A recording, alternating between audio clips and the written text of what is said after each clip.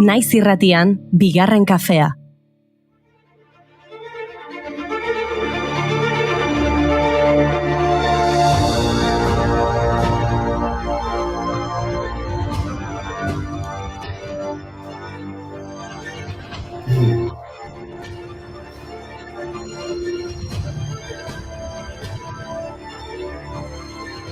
Arratsalde guztioi, asteburua deskantsatzeko erabili duzuen horioi, izan ezik, inbidiak jota dauzkazue.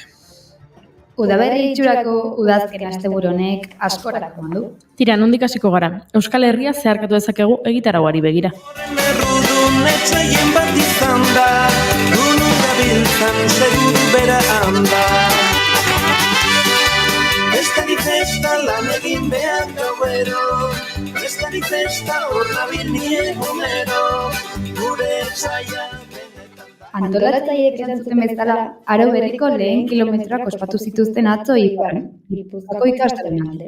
Eguraldiak lagunduta milaka lagun bertaratu ziren, hauten egitea baso magikoa, 300 gazteren arteko erronka, hitzaldiak, Gastronomia eta musika. Besteak beste, Xiberrutz, DJ Bull, Distopia Elektrotxaranga, Gabezin Erromeria, Andoni Oiokioegi edo Nikotina. Duplak itxizuen egitaraua, dantza gainezka.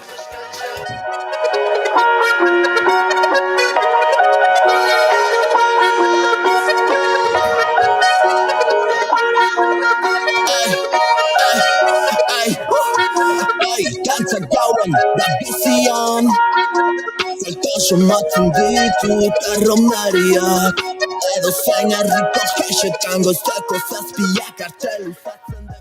Beste euskaldun asko Gasteizera joan ziren, atzo Europa jauregiako Maria de Maeztu entzunaretoan 650 lagun elkartu ziren, bertsolari txapelketa nagusiko 4. saioa entzuteko. Aritz Mujika gaiendu zen 685,5 punturekin eta horrek zuzenean finalerdietarako txartela eman dio.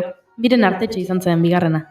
Eta bertso gozea asetzen hasi da pixkanaka, larun batean gotainen beste final laurdenean. Nerai Barzabal izan zen garaia 728 punturekin. Baina oso gertu izan zuen Oiana Iguaran, puntu erdiko tartearekin. Ederki aritu ziren biak. Irabazi ezarren honelakoak bota zituen Oianak. Ekografia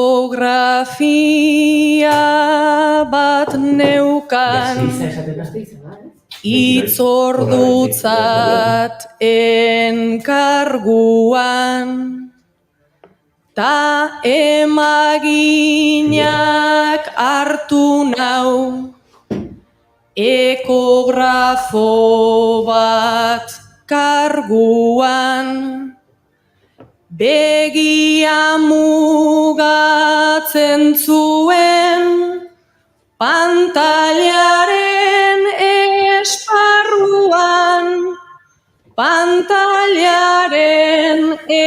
esparruan, tani galdeza marruan. Ba ez daukat taupadarik, ta erori naiz amaruan, eta ez da kapaz izan jartzeko nire larruan, ta ez dakit pertsonarik, baden bataren barruan,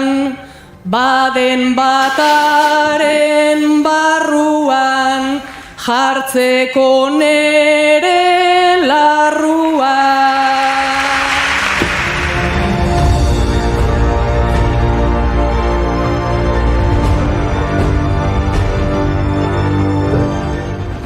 Igualanek, Labakak eta Ibarzabalek bakoitzak bere erara haurdunaldiari kantatu zioten. Uste dut txapelketa honetan asko errepikatuko den gai izango dela. Ikusiko dugu hurrengo saioetan ea zer gertatzen den.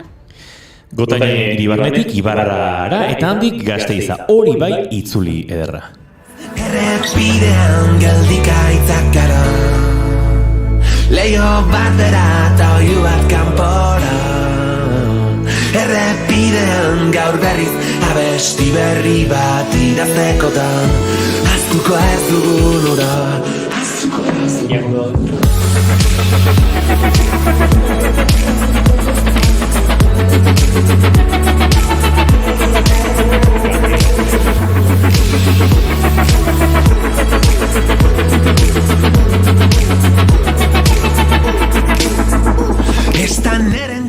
Astelena da gaur eta ajeari buelta eman beharko diogu. Konturatzerako urria heldu da. Urriak 3 ditu dagoenerako, egun historikoa euskal kulturgintzarako. Gaurko egunez 1984ean ezagutu genuen Goenkale. 21 urtez jarraitu genituen Arralde izeneko fikziozko herri bateko goraberak. Hasierako helburua 3 hileko iraupeneko telesaia egitea zen, baina saioak izan zuen harrera ona eta audientzia datu apartak ikusita, aurrera jarraitu zuen. Guztira, 22 denboraldi eta 3.708 atal izan zituen. Lasanaiak bizkarturik gaude, Goenkabek oilategia dirudi, eta lasanaiak elkarri mokoka bizi dira. Egunetik egunera, lasataben itzalera, hemen bilduko gera, bioinar arroen legera. Lareun aktoretik gora pasa ziren Goenkaletik. Ez da harritzeko asko euskal aktoreen eskola deitzea telesaiari. Badakizue denboraldi gehienetan parte hartu zuen pertsonaia Iñaki Perurere izan zela? Ez dira Urruti ibiliko Inigo Larrinaga eta Ainhoa Ayerbe. Egia esan, zerrenda egiten hasi ezkero, ez genuke bukatuko. Kontxo Odriozola, Mikel Garmendia, Paul Zubillaga, Niko Lizeaga, Tesa Andonegi, Asier Hernandez, Iñaki Bera Etxe, Joseba Usabiaga. Eta kameoak, kultura arloko pertsona ezagunek hartu zuten parte telesailean. Juan Mari Arzak, Martin Berasategi, Pedro Subijana eta Hilario Arbelaitz sukaldariak adibidez, edo Andoni Aizpuru, Claudio Landa, Yolanda Altzola, Iaski Serrano aurkezleek, Sebastián Lizaso bertsolariak, Mikel Goñi piloteriak, Fernando Lamikiz eta Jose Luis Astiarazan Athletic Bilbao eta Realeko presidentak ere bertan izan ziren. Mikel Urdangarin eta Gari abeslariak.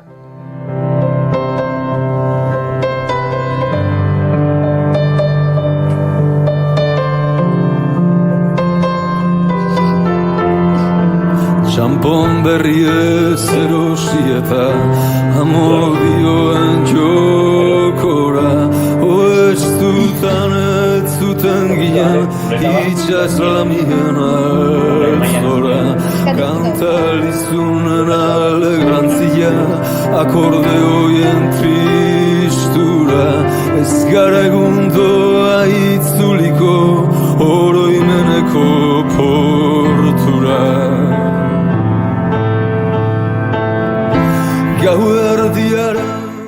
Gaur egonez jaio zen Goenkaleko aktoreetako bat, Jose Maria Berasategi, zorionak. 11 urtez aritu zen Goenkalen, txapas zen bere pertsonaia. Gaixoari ez zitzizkion gauza interesgarriak pasatzen. Norez da pasa Goenkaletik? Azkenean, Joseba Sarrion handia izango da parte hartu etzuen euskaldun bakarra? Gaur egunez 2011an jaso zuen Joseba Sarrion handiak Eusko Jaurlaritzak banatzen duen euskarazko saiakeraren Euskadi literatura saria. Moroak gora behelaino artean liburuari esker.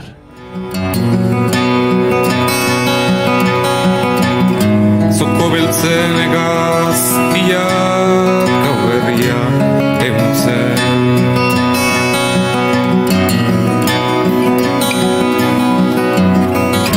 Hemen gautza ez zinirten. Hala ere, urriaren 3 euskal kulturgintzarako garrantzitsua izan dela esan dugun arren, egun ilune ere bada. 1987ko urriaren 3an Euskal Errefuxiatuen aurkako polizia operazio erraldoia abiatu zuten Ipar Euskal Herrian. Egun gutxitan 200 euskal herritar atxilotu zituzten. Pantxo eta Peio abesti bat egin zuen gertaera salatzeko.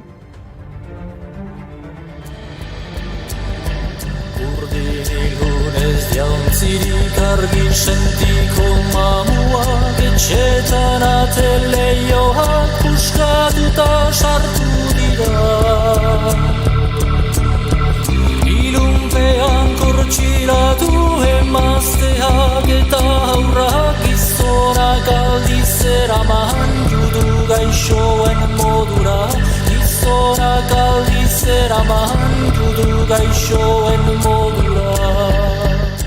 Atzera begira jarri gara bai, baina orain datorrenari erreparatu beharko diogu, ezta? Eta baserriko guzta ezagutuko dugu. Kulturaren bitartez, agroekologian oinarritzen diren etxaldeak eta herritarrak batzeko helburuarekin antolatutako ekimena.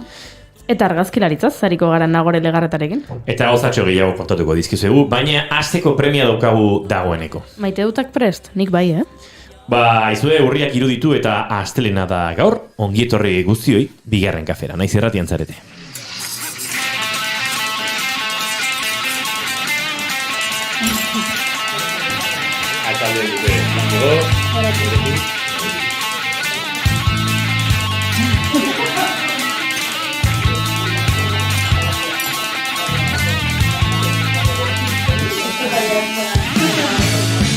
Grabando.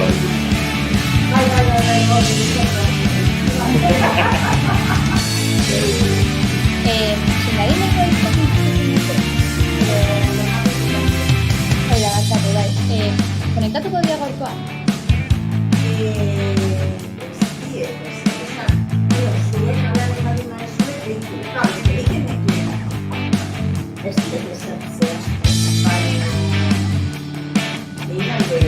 Dei bat hori da zuzenean haber hartu duketen sartu dira pare bat zenbakia baitu bat dira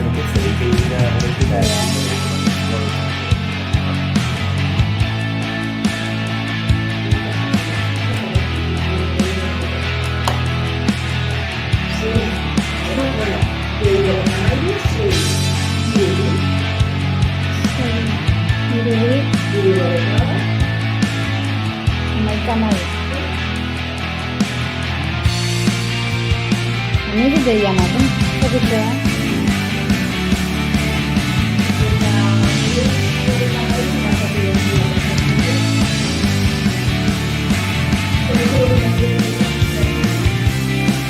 Pero Gaur aurkezpenak bixi-bixi, gore teoreja Michelena lo batean, go juri zeizarandia bestean, Inigo Asensio Lurbide teleizketan ari zaizuen hau, gaur bigarren kafeak, 452 du, arratsaldeak 4:18 urriak 3, gu ere hemen 3, laizter 4 izango gara, eta hemen izango gara zuekin arratsaldeko 6 bitarte ongitorri, denoi, bigarren kafera. Sanda bezala, naiz irratian zarete. Hola Martín Larra. Incluso voy a llamar a en 0, voy a llamar 0, voy a llamar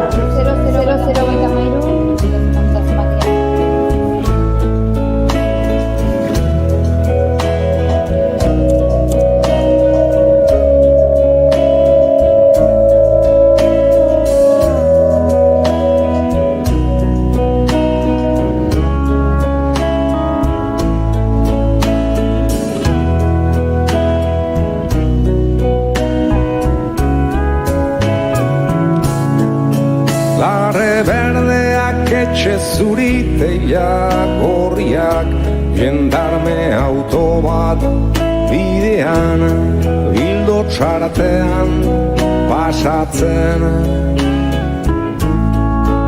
Etxe elizetan otoitzak, betiko otoitzak, neguko keiaren antzera.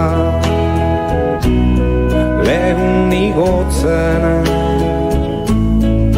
Martin Larra aldez da sekula itzuli, baina itzuli balitz. Arantzak, barrurantza itzuliak, lituzken sagarroialez. Itzuli izan balitzen, gaur igandea da. Larre berdeak etxe zuriteiak gorriak, jendarme autoak bidean, bai ondizet panopetik. Jendia familia erretratuetan bezala, garritasuneraino perfumaturiko harima erakutsiz doia mezetara. Inork ere ez du dena ohitura, dena errua, dena barkamena. Oi minaren korapilua deslotzen. Inork ere ez du dena ohitura, dena errua, dena barkamena.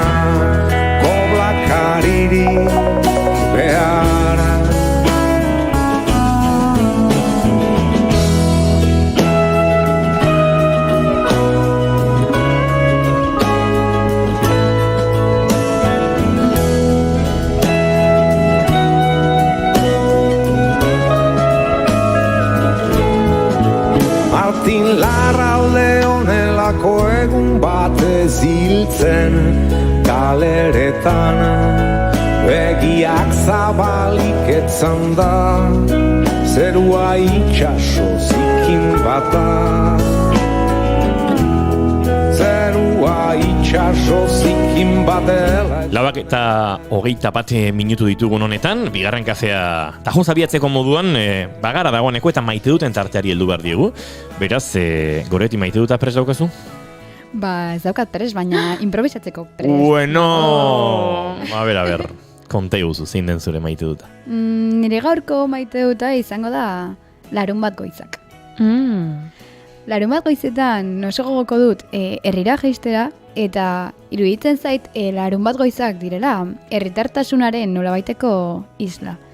Eta, bueno, bai igande goizetan kirola egiteko aprobetxatzen dudan bezala, larun bat goizak sakratuak iruditzen zaizkit, herrira jaisteko, azokara joan, lagunekin kafe bat hartu, eta asko maite ditut larun bat goizak. Oh, ze polita. Badute bere xarma larun bat goizek, hori zin ukatu. Eta zure maite dutago juri zin da?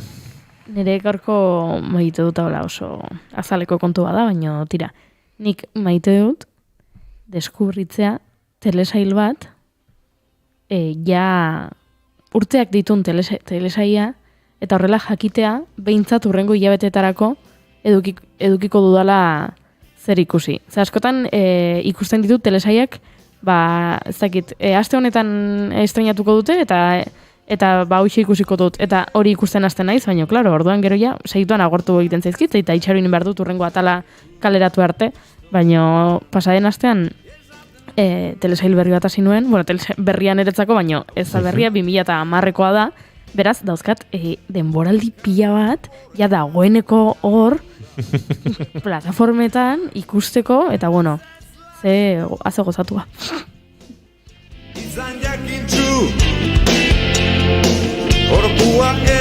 Nik maite dute, ez da asalekoa, baino laburra da, maite dut lo egitea kalidade minimo batekin, eta horreko aste guztia pasanuen ezin loak egin da, ez da gitzerke ze ideien manifa sortu zen nere buruan, baina ezin lo egin da, eta aste buruan berreskuratu dut nere ohiko loa, eta gaur astelena izan da, eta aste buru guztian lan egin da ere, energiarekin sentitu naiz, bingoz, bueltatu da nere loa, zure ez da bueltatzen goiuri. Zen bidea. Bueno, sentitzen dute, nire empatia baduzu, baina ni poste naiz lo egiteaz. Ok. Txintxua! Egunak ematia. Hemen gabiltza oso atzera begira tarteka, ze egin kontu honek urtetxo batzuk baditu, baina Ruperrena hotxean denak du gaurkotasuna eta denak du edertasuna. Egin kontu honekin, bagoa ze aurrera. Laister 4:25 minutu, eta Laister gure lehen gonbidatu ere dagoeneko estudioan dugu, eta abiatuko gara, udazkeneko uzta biltzera. Hiru kontua dela, autokonplazentzia, atzeako jatxokuan bizitzeko gogoa. Gabiltzain beste, nokagu, zergagu, euskotarrak garagu. Ez baitaztu behar, kultura guzti horiek, zirela traba hutsa delako progreso horrentzat. Ez baitaztu behar, 5.000 kultura, desagertu horiek, ezin dia okertuik egon.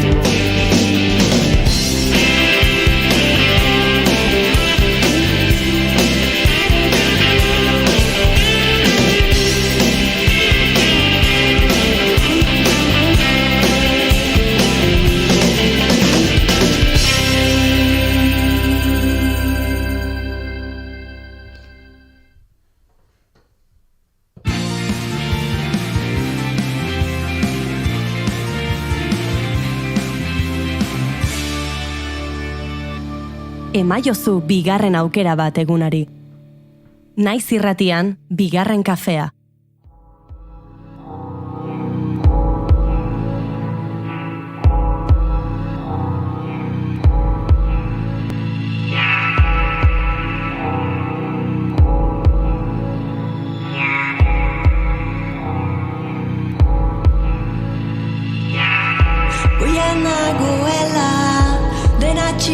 egiten da handi bilakatzean.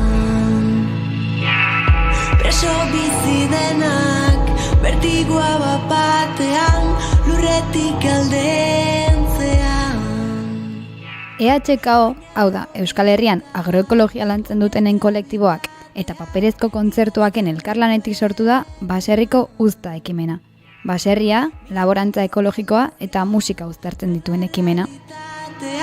Zer galtzen dena erean.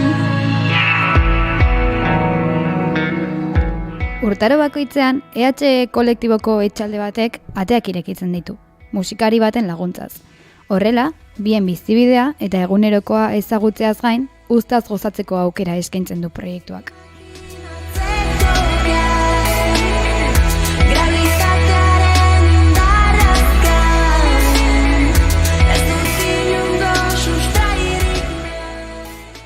Proiektua azaltzen nabilen arren, Josebe Pikuenea dugu alboan, EHKOko kidea da, eta seguru asko berak nik baino hobeto azalduko digu guztia.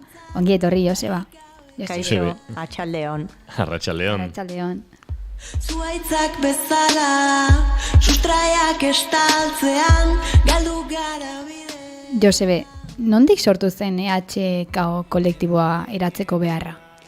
Ba, EH kolektiboa sortu zen, honezkero ja izango dira 15 urte, eta iparraldeko lagunek oso argi ikusi zuten ja estatu frantsesean abian zan prozesua.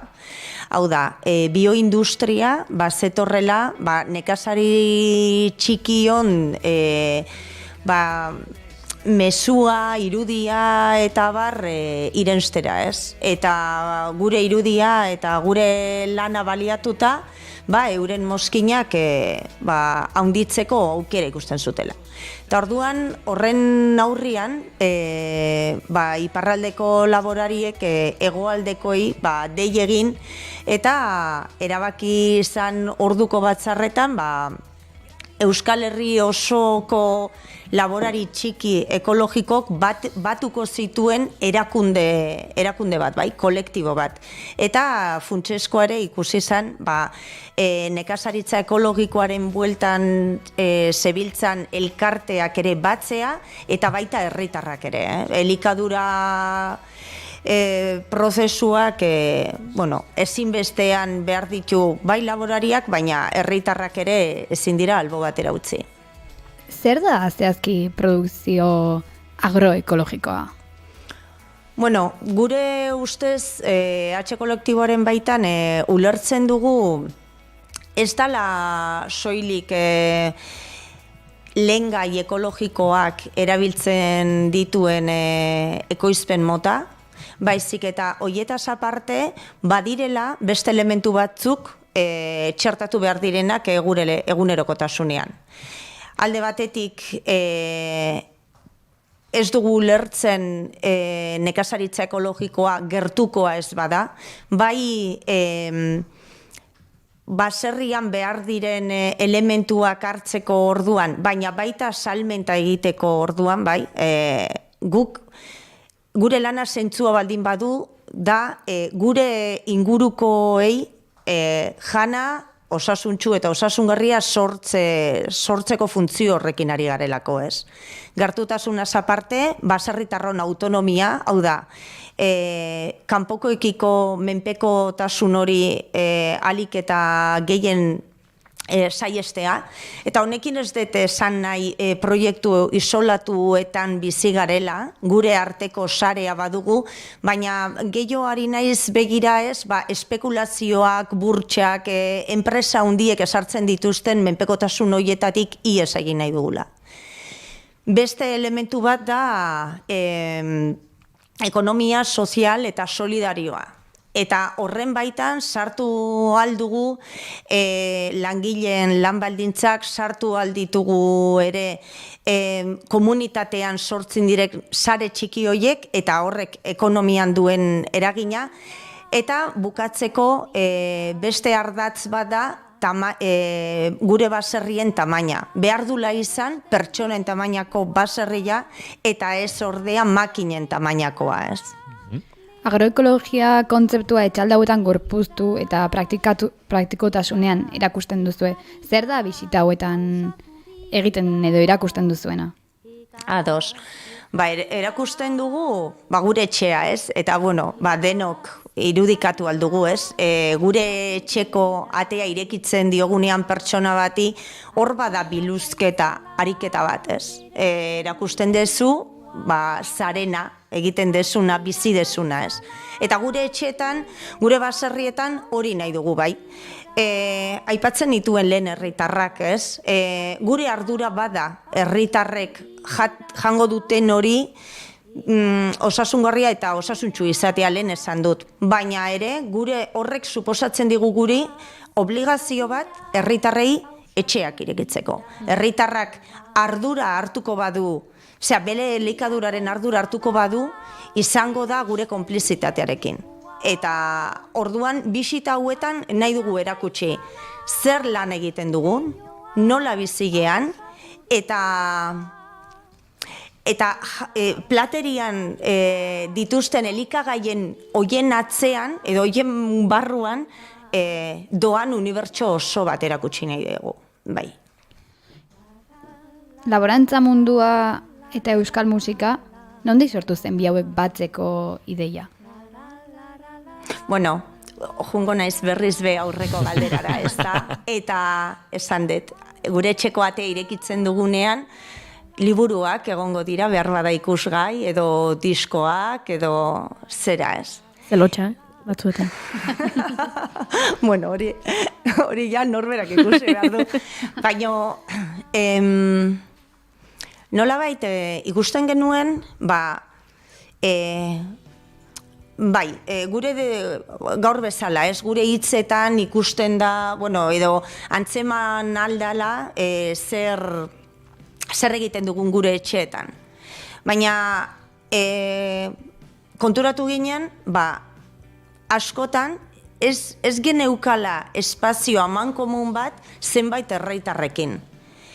Eta gure etxeetako arlo edo zera, ez, atal kultural hori erakusteak ikusten genuen ematen zigula aukera bat egiteko herritarrekin. Eta musika aukeratu zen. Hemen inspirazio iturria izan zen Garoa liburu denda, Zarauzkoa. Han paperezko kontzertuak egiten ziren.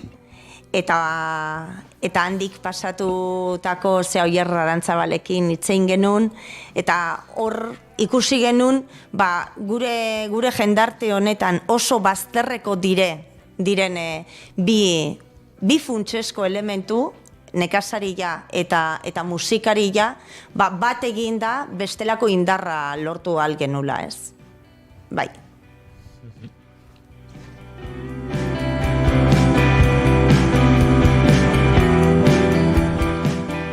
Efimeroa eta ieskorra den jendarte digital bizkorraren mehatxuan, zuek nolabaiteko gerizpea sortu duzue, elkartzean jarri azpimarra. Baina pandemia zela eta proiektua 2 urtez bertan bera utzi behar izan zenuten, nola bizi izan zenuten hori? Oso horra izan zen, Oso horra izan zen, ze bertan bera gelditu zane izan zen Jauregia baserrikoa, anizen dagoen baserria da, eta lotuta zegoen dana petik bertan emanaldia emateko. Eta orduan, oso informazioa hasia zen, aste haietan, eta momentu batean zert edo zart egin behar izan genuen, gainera etzeon aukeraik atzeratzeko, ez genekin ere urrengo hilabetetan ze izango zen, eta bertan bera utzi behar izan genuen. Eta nik oso oroitzapen mikatza dut. Gero, aurten apirilaren 2an, elkartu ginen, berreskuratu genuen ura, petik kriston emanaldia eintzun, eta ederki pasatu genuen anizen, eta horrekin geldituko gea pandemia kontu katzean utzita.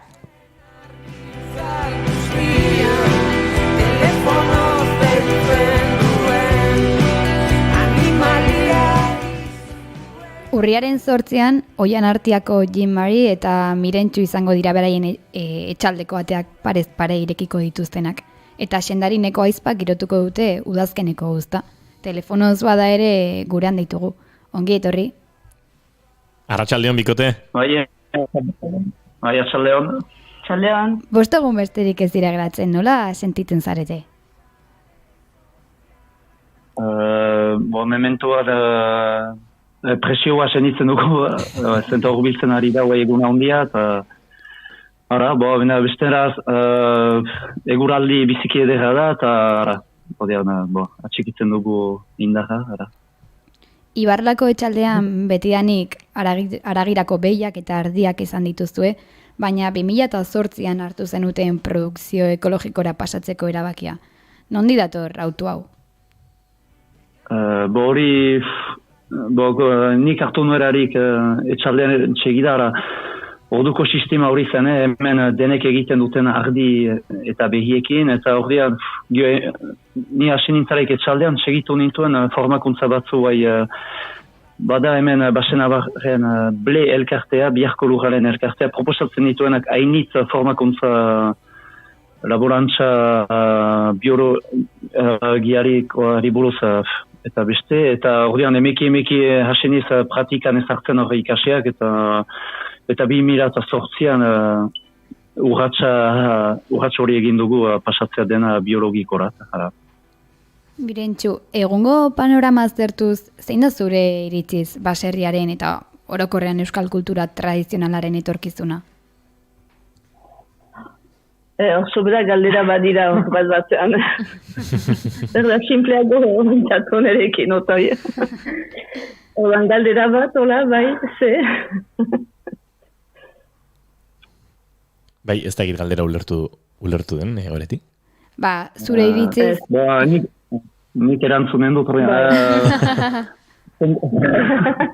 zer den lotura naturara da, hemen eskoregian laborantza eta hizkuntza eta natura lotuak dira, eta bat bestiak gabe ez da posible gure iritziz, ezin da hemen bizi horiek ez badira atxikitzen loturik, eta orduan beharrizkoa guretzat biziki importanta behitira hiru horiek, eta eluden larun batean hori entzatuko dugu hori erakustea publikoari.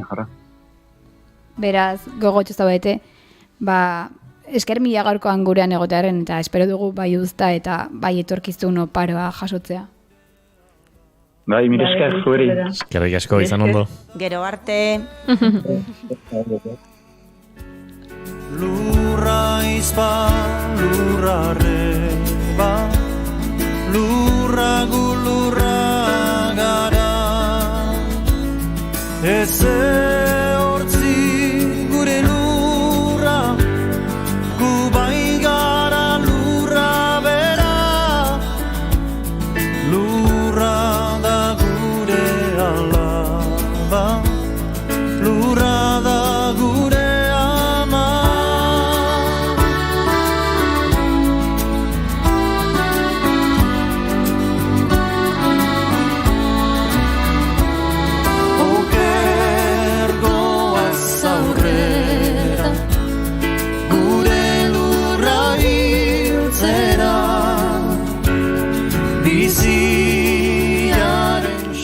Euskal kultura bultzatzeko, elkartzeko eta komunitatea indartzeko gogoa erakutsi duzue.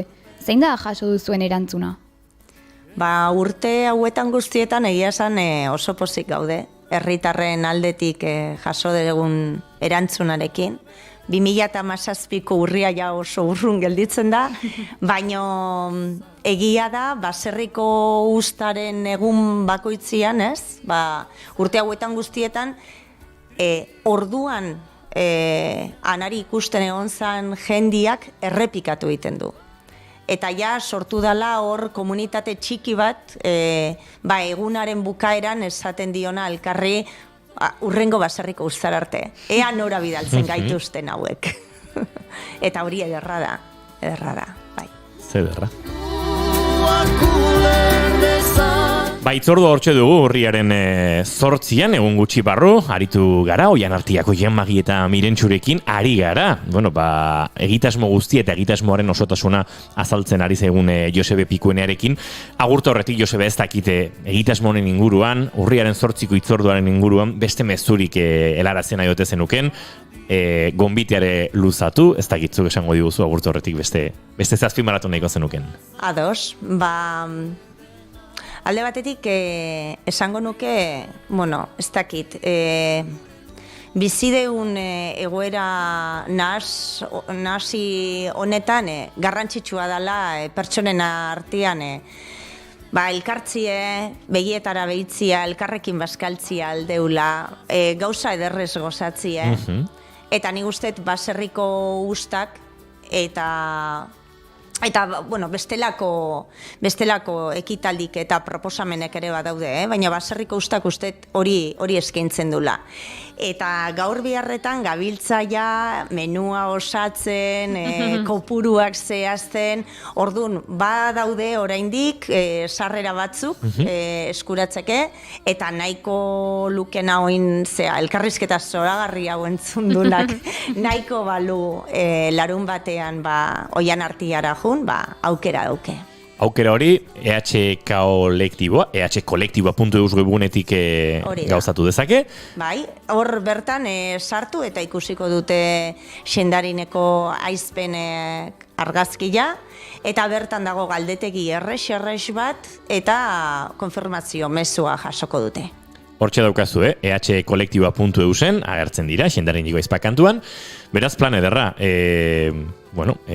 ederra besten dutelako Xendarineko aizpek, ederra izango delako agroekologiaren inguruan, eta, Janmariren eta Mirentxuren etxea edo baserri hori ezagutzea, eta beraz, oraindik hor zalantzan horret baldin bada, gonbitea luzatu dizuegu. Josebe, mila esker, eta izango, zuekin harremanetan egitasmo gehiago izango direlako, eta guk gustora hartuko ditugulako. Ederki, mila esker. Bagoaz aurrera, arratsaleko 4:43 minutu, Naiz Irratian, bigarren kafean.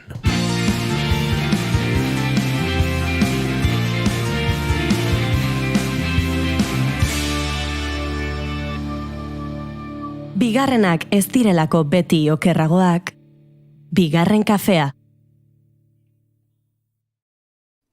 Naiz Irratia entzuten ari zara. Bilbo aldea, 92.2. Gasteiz eta Arabako lautada, 91.5. Donostialdea, 93.8. Gernika, 96.7. Leitza, 95.1.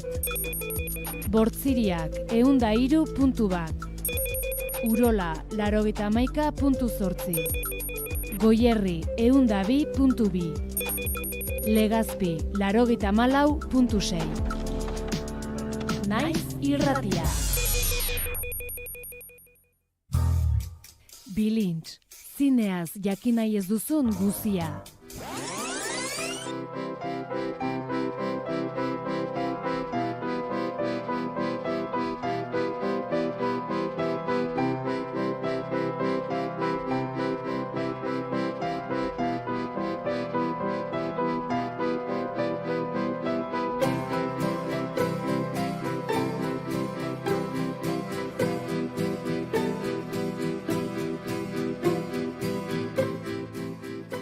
Nik hartu diot, Wes Andersonen pixkat kosmo sortako nolabaiteko zea bat, zantzu bat. Bueno, pelikula indie gehiengoek daukaten zantzu hori, igual, ez?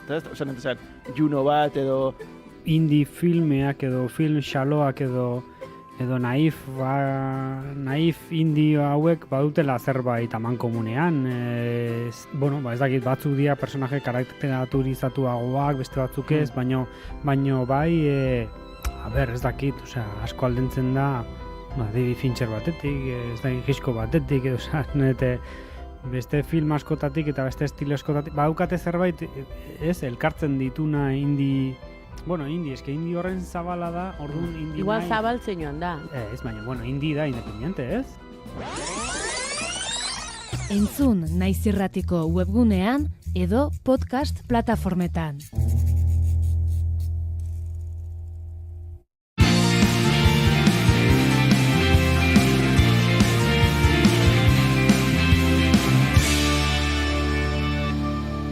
bigarrenak ez direlako beti okerragoak, bigarren kafea.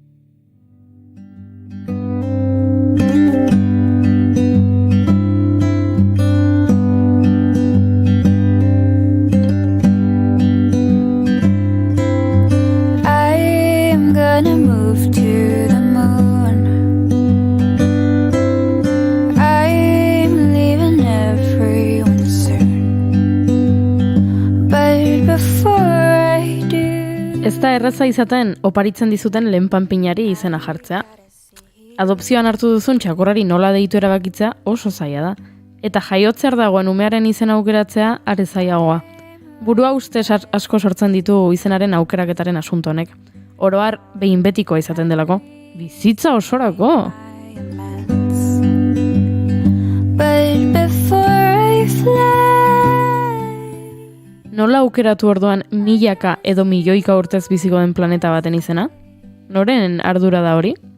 Nazioarteko astronomia batasuna edo BAU da planeten izenetaz arduratzen den erakundea. Tira, planetak, izarrak eta espazioan dagoen oro. Horretarako, 100 entziklopedia, hiztegi astrologiko eta kultura guztietako erreferentziak kontsultatzen dituzte. Zorroztasunez, zeruko gorputz bakoitzerako erabiltzen diren mitoak aukeratzen saiatzen dira. Adibidez, Jupiterren dagoen satelite volkanikoari Aio izena jarri zioten, suaren eta trumoiaren jainkoaren omenez.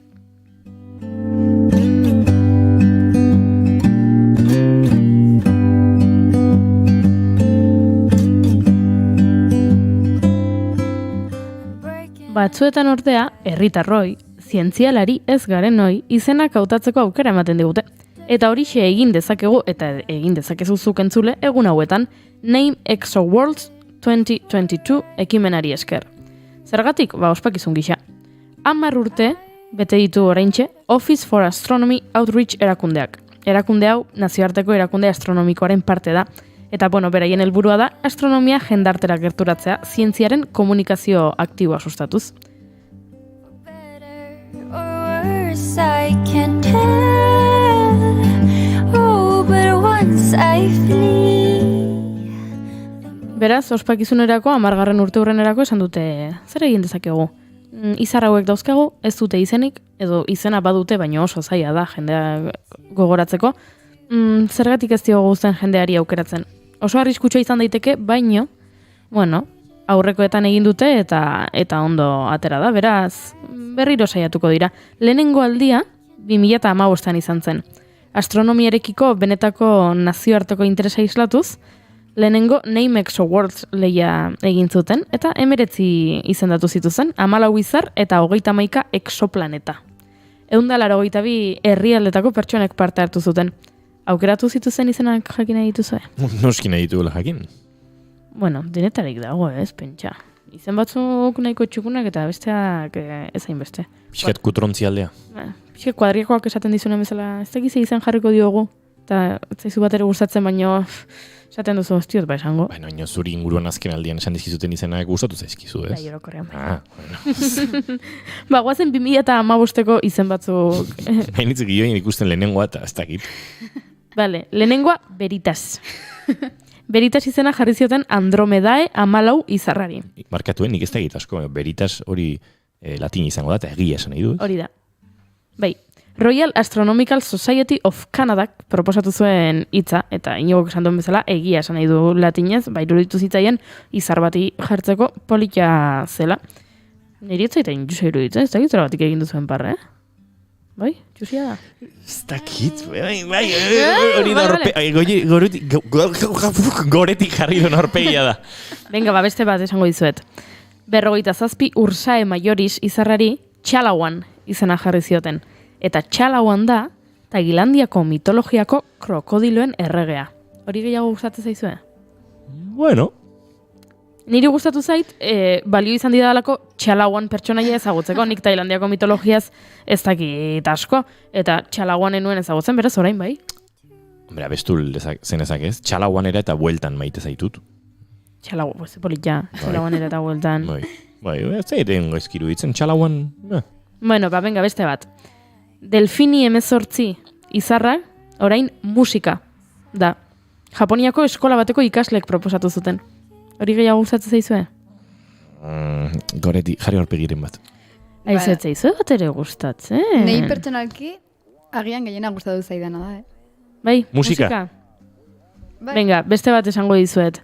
2015an erabaki zuten Galileo izena jarriko ziotela beste izar bati, Galileo Galileien omenez. Hori gehiago gustatzen zaizue? Bueno, ez dakit, bai. Musika iruditzen hain ez zehatza. Vale. Ez dakit iruditzen zait deitzea bezala gauza. Vale, orduan badakit zein gustatuko zaizuen. Ados, a ber. Eta izan zen 2015ko Exo Worldseko izen polemikoena. Poltergeist. Babia, poltergeist asko gustatzen zait. Bai. Poltergeist da izaki supernatural bat, izena alemanieraz, hitza alemanieratik dator eta esan nahi du mamu zalapartatxua. Poltergeist. Bai, baina izar batentzat gustatzen zaizu poltergeist. Bai, imaginatu izar bat ola basko kosta dena aurkitzea eta pixkat mamu da, baino gero dira fuerte egiten du batean eta orduan zalapartatxua da, eta ez dakit. Logikaren bat bilani izaioke, baina uste dut ez duela alako logika loturarik izango ez. Bai, urte hartan Iruñeko planetarioak ekimen bat sortu zuen. estrellacervantes.eus. Mu izarrari eta bere planetei Cervantes idazlearen izena jarri nahi zioten, eta On Quixote liburuko pertsonaien izenak planeta txikiei. Botoen 70% lortu zuen proposamenak, eta beraz, 2015etik Cervantes, Rocinante, Dulcinea eta Sancho izarrak ditugu. Horiek zer iruditzen zaizkizue? Bueno.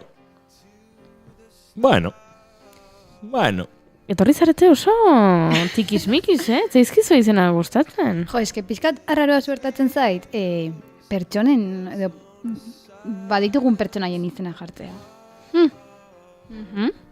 Orduan urrengo adibideatza izu gustatuko. Io musika inigo. It's such a shame for us to part.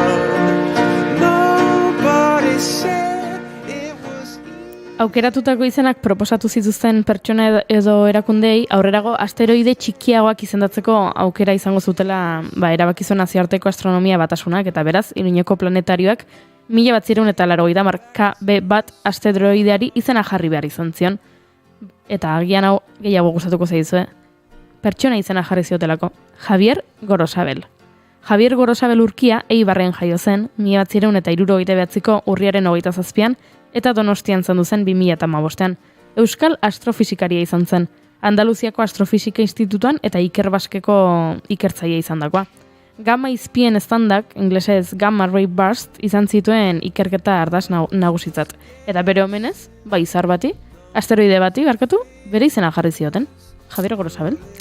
Ni adiez, hemen gustatzen zait proposamena eta horrelako ikertzaile bati aitortza hau egitea. Baina, ez da egit, Gorosabel asteroidea, erraxago ditzen, Javier Gorosabel asteroidea, irutzen pixkat. Dena jarraian. Izan du, Javier Gorosabel, utxuneri gabe gainera. Ja. Dakit. Baina ekimena oso polita da. Oso omenaldi polita da astrofisikari batentzat. Goreti gea los vinagres de Bigarren Kafea pixkat. Bida, hau Iruñeko planetarioa da, eta zuek zeate karabinagresa.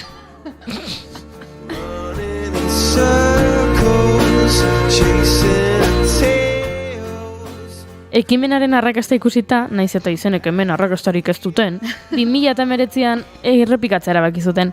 Orduan pertsona gehiagok parte hartu zuten, 780.000 pertsonak, hain zuzen ere. Eta izen batzuk botako izkizuet. HD286 izarra, orain, Jogar izarra da. Eta hau, Saharan dagoen mendilerro baten izena da. Jogar bai da, kriston izen ona. Bai, benetan esater, ez da ironiarik hemen. Bai? Bai, gustatzen zait, Jogar. Vale. Baina, Saharako mendilerro bat izakia gehiago. Osando, ea hurrengo bat zer iruditzen zaizu. Ba. BD bat 763. Honek, Felix Varela, dena jarraian izena du, Felix Varela. Kuban astronomia lehenengo aldiz irakatsi zuen irakasla izan zelako Felix Varela. Gauza bera gertatzen zait, bai, izen abizen, bai, juntatuta ere, ez dakit, luzea erraro egiten zait, bi... Omenaldi ez zela oso polita. Varela izan ziteken, ez? Baina Varela asko daude munduan, eta Felix Varela ezain beste? Baina gero jakingo zenuke zeinen omen ez egin duten, da... Ezagit ba, venga, aurrengoa. HD 85-390. Izarronek horrela izena zuen, eta orain Natasha izena du. Zambiako hizkuntza askotan Natashak eskerrik asko esan nahi duelako. Hori polita da, ez? Bai, oso polita da. Eta hau, ziur nago gustatuko zizula inigo. HD 9-0-0-3 izarrak orain Macondo izena du.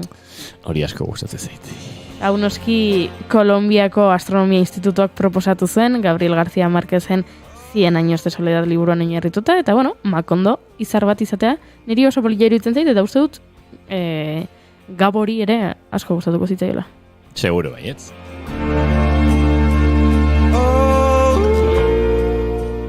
Venga, bota herrialde bat eta esango dizuet ze proposatu zuten herrialde hartan. Ora, Zer proposatu eta zer onartu, no? Namibia, guazen, begiratzea ber Namibiak, zer... Proposatu zuen? Inigo Namibiak ez zuen zer proposatu. Tira ba. Hungariak. A ver... Unor. Bai, unor. Hori, berain hizkuntzan zerbait da? Bai, hauek esaten dute, bueno, hemen izan zela historiako pertsona garrantzitsua Hungarian Brother of Magor. Magor ez dakigu zein den ordea? Magorren anaia zen Unor eta Unor izena jarri zen. Magor akaso magiar bueno, reinuaren edo Baliteke. Hungariarrak magiarrak. Bai, hori da. Dira eta hortik etor daiteke, ez? Ba, Unor. Hemen irukoak botatzen. Hortxe irukoa! Beste herrialde bat. Goreti, beste herrialde bat. Edo zein munduko herrialde? Edo zein, edo zein. Esan herrialde bat? Guain, hola, batean, txurian gelditu naiz. Bale, bainigo botazuk. Ba, adibidez, Brasil. Egun hauetan ara begira izan gara, Lula da Silvaren berragerpena eta hauteskundeak izan direla eta. Ba, bida, Brasilek HD 2-3-0-7 izarrari izena jartzeko orea edukizuen, eta Tupi izena jarri zioten. Tupi da, Brasileko, eta bueno, Ego Amerikako indigenen izen bat. Esaten dute, ba, indigena gehien dituen komunitatea dela. Eta Tupi izena jarri zioten, nire oso polita iruditzen zait, Tupi. Begira Tupi izarra.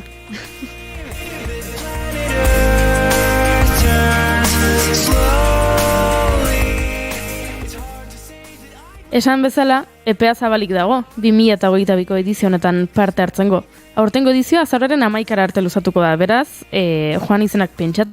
Gainera, aurtengoa berezia da. Ze Namex Awards 2022 izendatuko dituen sistemak interes berezikoak dira. James Webb espazio teleskopio berriak topatu dituelako exoplaneta hauek, beraz, ez dute izenik oraindik eta izena jarri behartzaie. Parte hartzeko, egin behar duzuena da. Taldetxo bat osatu, taldetxoan ikasleak, irakasleak, egon daitezke amateurrak edo astronomian adituak, baina taldea osatu, egin ekitaldi bat, eta egin behar da, antolatu behar da, hemen festa egin behar da. Aukeratu izar edo izar sistema bat, zerrendatik, eta bidali bideo bat proposamenarekin. Agian, zuk aukeratutako izena jarriko diote izar bati. Basaia zaitezkete, behintzat guri gustatu ezkigun horiek, baina izen ederragoak aukeratzen badituzue, ba, poztuko gara eta goretik ez ditu aurpegitxarrak jarriko izen arraroak entzuten dituenean. Bai. Eskerrik asko, Juri Ezeiz Arandia. Aio. Jo, ez gehatu hor. Ez, ospinduta zaudete. Ez gaude ospinduta, baina egia da, ba, tira, notzezkigula gehiagik gustatu. Ez dakit azken orduak ere irriparek aterako digun edo berriak ez diren hainoenak izango, baina gu Naiz Irratiaren estudio zentraletara goaz, hain zuzen ere, antxe zai dugulako gure lankide den Egoi Belategi, eta paso emango diogu Egoi Belategi, arratsaldeon eta kontatuko diguzu, zein den azken ordukoa? Arratsaldeon ekipo, 5 puntuan.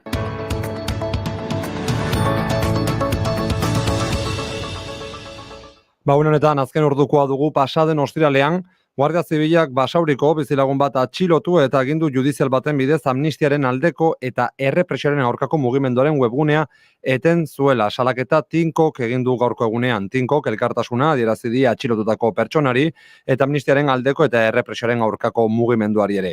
Horrelako erasoak ez dira pertsona edo antolakunde jakin batzuen aurkako gertaera errepresibo isolatuak, baizik eta eraso kolektibo baten atarian jartzen duten gertakariak Tinkotik nabarmendu dutenez. Horrekin batera, ohartarazi du Tinkok eskubide oinarrizkoenak direla jokoan daudenak halako atxiloketen aurrean, eta baita ere biltzeko, antolatzeko, adierazpenerako eta mobilizatzeko eskubideak.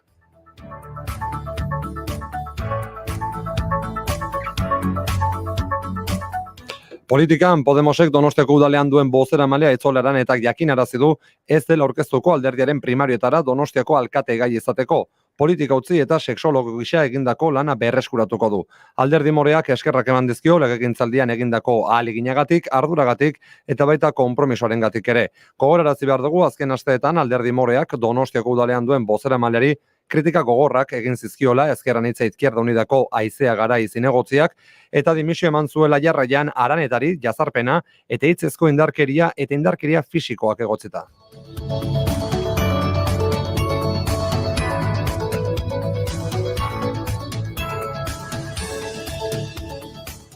Nazioartean besterik ez esatea entzule, Masa Amini poliziaren zaintzapean zegoela Iranen hiltzen gaztearen familiak salatu duela, agintariek ez dietela eman nahi izan gaztearen heriotzaren inguruko txostena. Gazte kurduaren heriotzak azken hamarkadetako protesta handienak eragin ditu herrialde xiitan.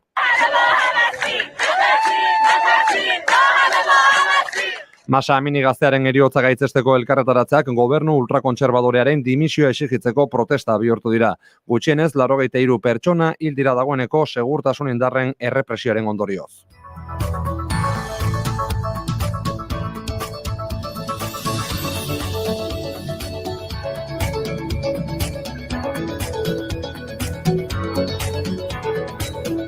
Guazen informazio praktikoarekin entzule, arratsaldeko 5:03 minutu ditugun honetan, errepideak lasai ditugula esan behar hori bai, gaur gauerako hainbat bidelan daude aurreikusita, bereziki AP78an, Bilbotik gertu eta Bilborako noranzkoan.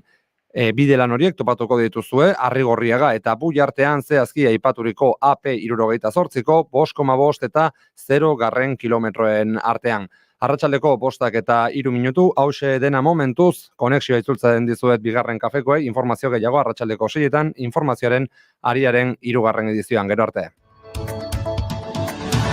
Naiz irratia. Eskerrik asko Egoi Belategi, arratsaldeko 5:04 minutu, bigarren kafean bueltan, eta zuekin kulunkan.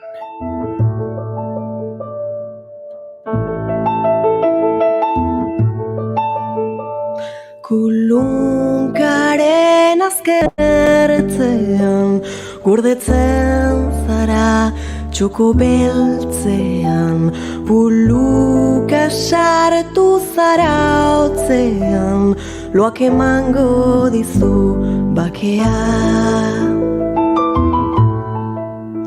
Lehen sarreran aipatu dizuegu gaur zirela, asko asteburuak eman dituen bertso saioetako momenturik onenak berreskuratzen, elkarri bidaltzen.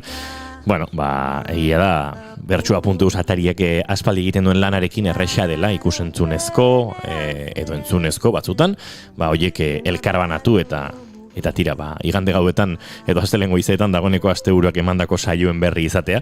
Eta guk ere izan ditugu batzuk hemen bueltaka eta halako osnarketak ere sortu dizkigu asteburuak eman duenak, Goiuri. Bai, 2 saio izan genituen asteburu honetan, lehenengoa larun batekoa, Gotainean, Zuberoan.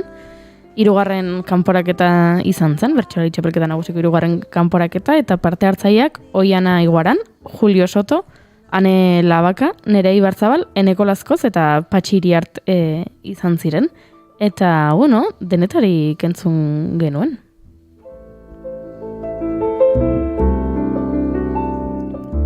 Baina gaur sarreran entzun dugu, benetan gustagarri egin zaigun edo gustatu zaigun bertso bat, Oiana Iguaranek botatakoa. Ez zuen garaipena lortu, baina bertsoak bai lortu zituen puntu mordoa, Goiuri. Nerea Ibarzabalek irabazi zuen saioa, baina ganbarako lanean, eta bueno, txapelketan, gotaineko bertsoaldi puntuatuena Oiana Iguaranena izan zen. Gogoratu, kartzelako lana izena zuenak, aurten ganbarako lana izan duela, bueno, aurten eta hemendik aurrera, ala erabaki dutelako, eta ganbarako lana banaiko berezia izan zen, gaia honakoa zen. Medikuaren kontsultatik atera zara, eta mugikorra atera duzu sakeletik. Askok ezagutuko duzu ganbarako lanak edo kartzelako lana zenak, zer esan nahi duen, baina ez dakienarentzat 6 bertsolariak hartu eta banaka irteten dira gai bera abestera, doinu eta errima librean, noski. Eta gai honekin, ez dakit, bakoitzak hartu zuen bide batetik. Gogoratu esan dugu bezala, medikutik atera zara eta mugikorra atera duzu. Horrek aukera asko ematen ditu, izan daiteke medikuak albiste honak eman dizkizula eta bikote kideari deitu nahi diozula hori kontatzeko, edo albiste txarrak direla eta behar duzula norbait zure bila etor dadin ospitalera, edo, gauza asko gertu daitezke. Entzungo dugu, Oiana Iguaranen bertsua, luze xamarra da, gozatu lasai, zegeroren inguruan osarketatxoare egingo dugu, laburrean bada ere. Ekografia bat neukan, itzordutzat enkarguan, ta emaginak hartu nau, ekografo bat karguan, begia mugatzen zuen, pantailaren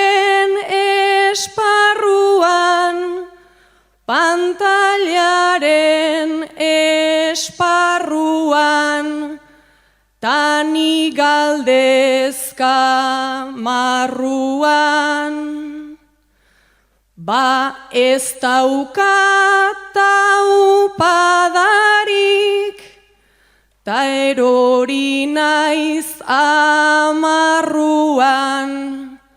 eta ez da kapaz izan jartzeko nire larruan, ta ez dakit pertsonarik baden bataren barruan, jartzeko nere larruan.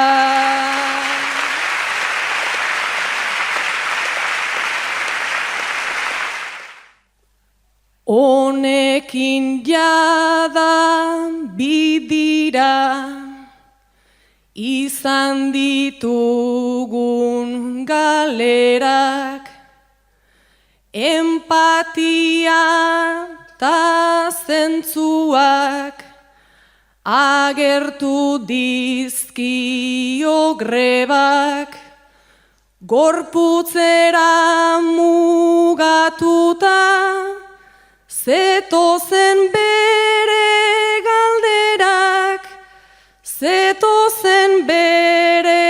galderak, eta galdetzeko erak. Umetokiak ez daki, kabibilakatzen ziegak, asko doaz bidean ta, agortuz doaz aukerak, esan dit gaztea zara, etorriko da beste bat,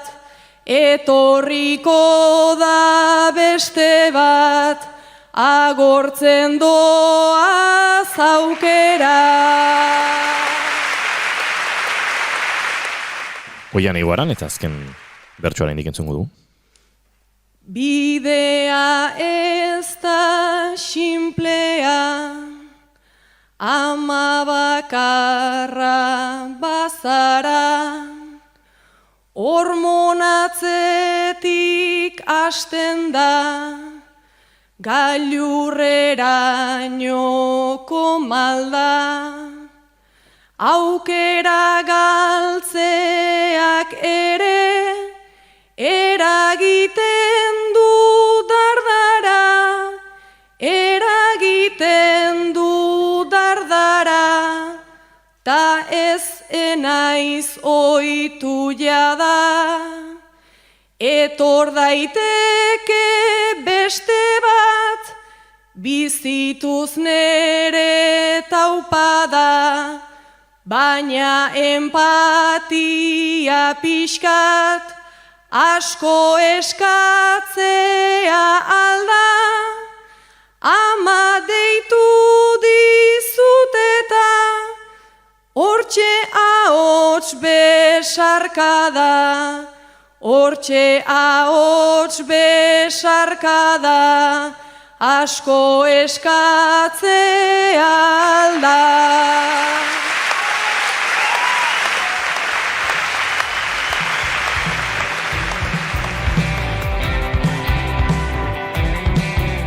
Ufa, etzen ba, edronolako bertsoa izan, Buah, oie ipurdia. Eta zenbat gai dauden hor heltzeko, bat zentrala noski, baina empatia orokorrean, osasun gintzan ari diren profesionalen empatia,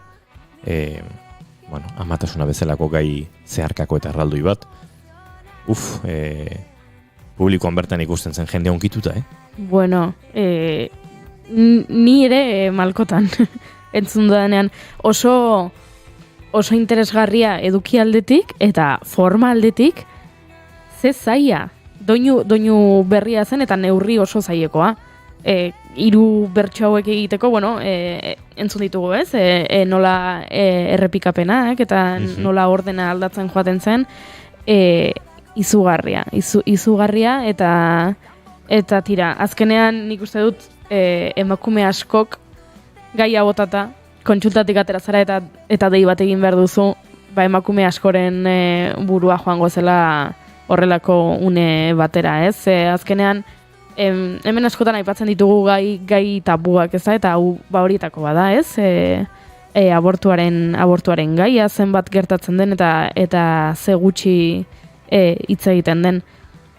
Pentsa esaten dizute, aurdun geratzen zarenean, itxaroteko 3 bat hilabete ingurukoei kontatu aurretik, ze ohikoa da galtzeko arriskua handia delako. Eta abortuaren dolua gizarte gisa onartuko bagenu, hori litzateke beharrezkoa izango. Ze onartuago egongo balitz, arriskua hor dago, baina eske gertatzen da. Pentsa, hizkuntzatik hasita, hau inoiz hausnartu dugu honen inguruan, akaso mikrotik kanpo, eta orain txen nik nuk ere esan dut, ez? Galtzeko arriskua. Hizkuntzak duen indarrarekin, ama batek bere umea galdu egin duela esan behar izatea, ardura guztia bere gain hartzea. Ume hori hile eginda. Eta hizkuntzatik hasita nik uste hor badagoela ikaragarrizko ardura motxila gainean botatzen dena. Bai, izugarria bertxau eta nik uste dut eta sareetan ikusi dugunagatik jende askok, emakume askok eskertu dutela. Bertxotan jartzea, sentsazio horiek, ez? Ez soilik,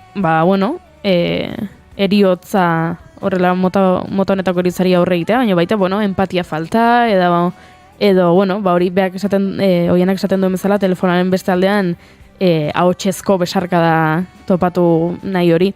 Hori izan zen, nik uste dut ez usteko handiena gotaineko saioan, baina aipatu dugu 3 emakume bertsolari eta 3 gizon bertsolari zirela saio honetan. Eta, hor... Arrakalatxoa dago. Arrakala edo... gaia lantzeko moduan behintzate. Ze...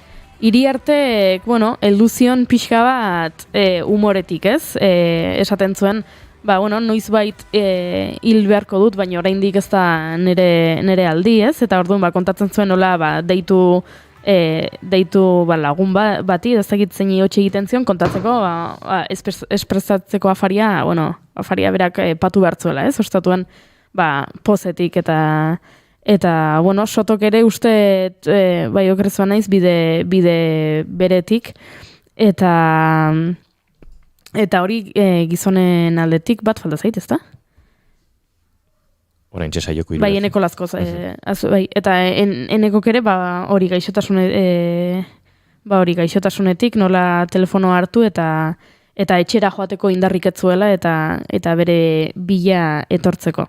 Hori gizonek. Eta emakumeak oianerena entzun dugu, ez? Bigarren abortu horrena.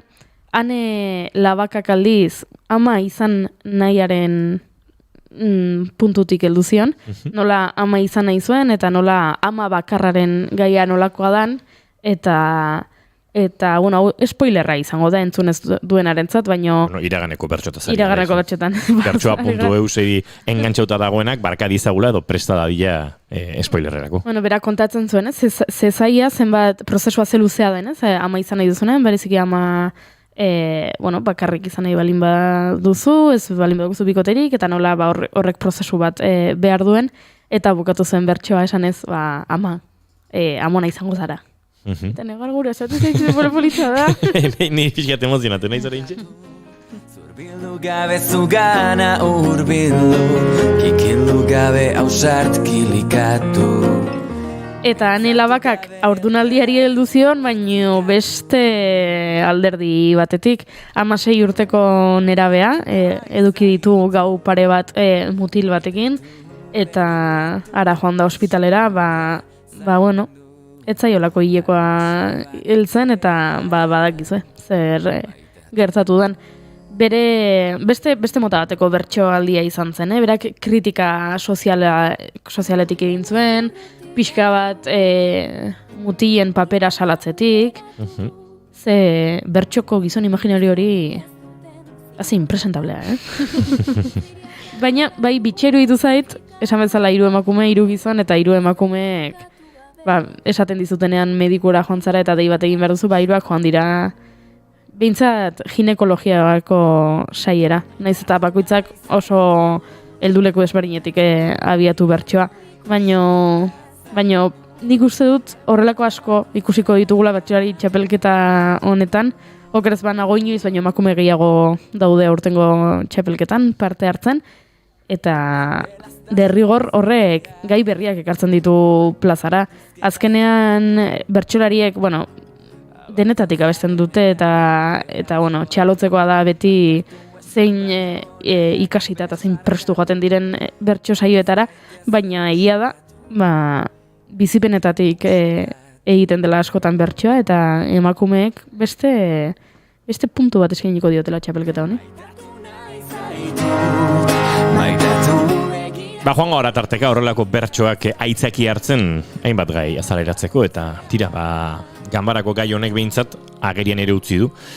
Bertsoa osatzerako orduan ere badauzkagula, arrakalatxoak eta tira, norberak puntu batetik heldu zion, baina Oian Igoranen bertso hau aukeratu du Goiurik, benetan ederra izan delako.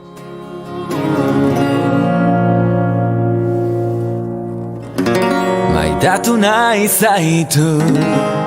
40 minutu arratsaldeko 6etarako eta guk oraindik 2 bidai egin behar ditugu. Bata gertuxeago, argazkilaritzaren inguruan aritzeko, eta bestea urrunxeago, ze Argentinara egingo dugu salto ondoren, eta Marcos Tedin Uriburu gure kolaboratzailearen eskutik 1985 filmaren inguruan ariko gara. Diktadura, epaiketak eta Argentinako gizartea, hankazgora jarri eta emozioak pilpilean jarri dituen lana. Hain zuzen ere zinemaldian ikusgai izan zen, Perlak sailean, eta dagoeneko Argentinan estrenatuta.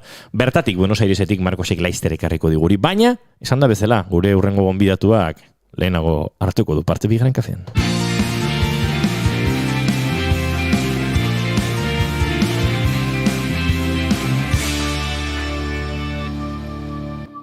Bigarrenak ez direlako beti okerragoak, bigarren kafea.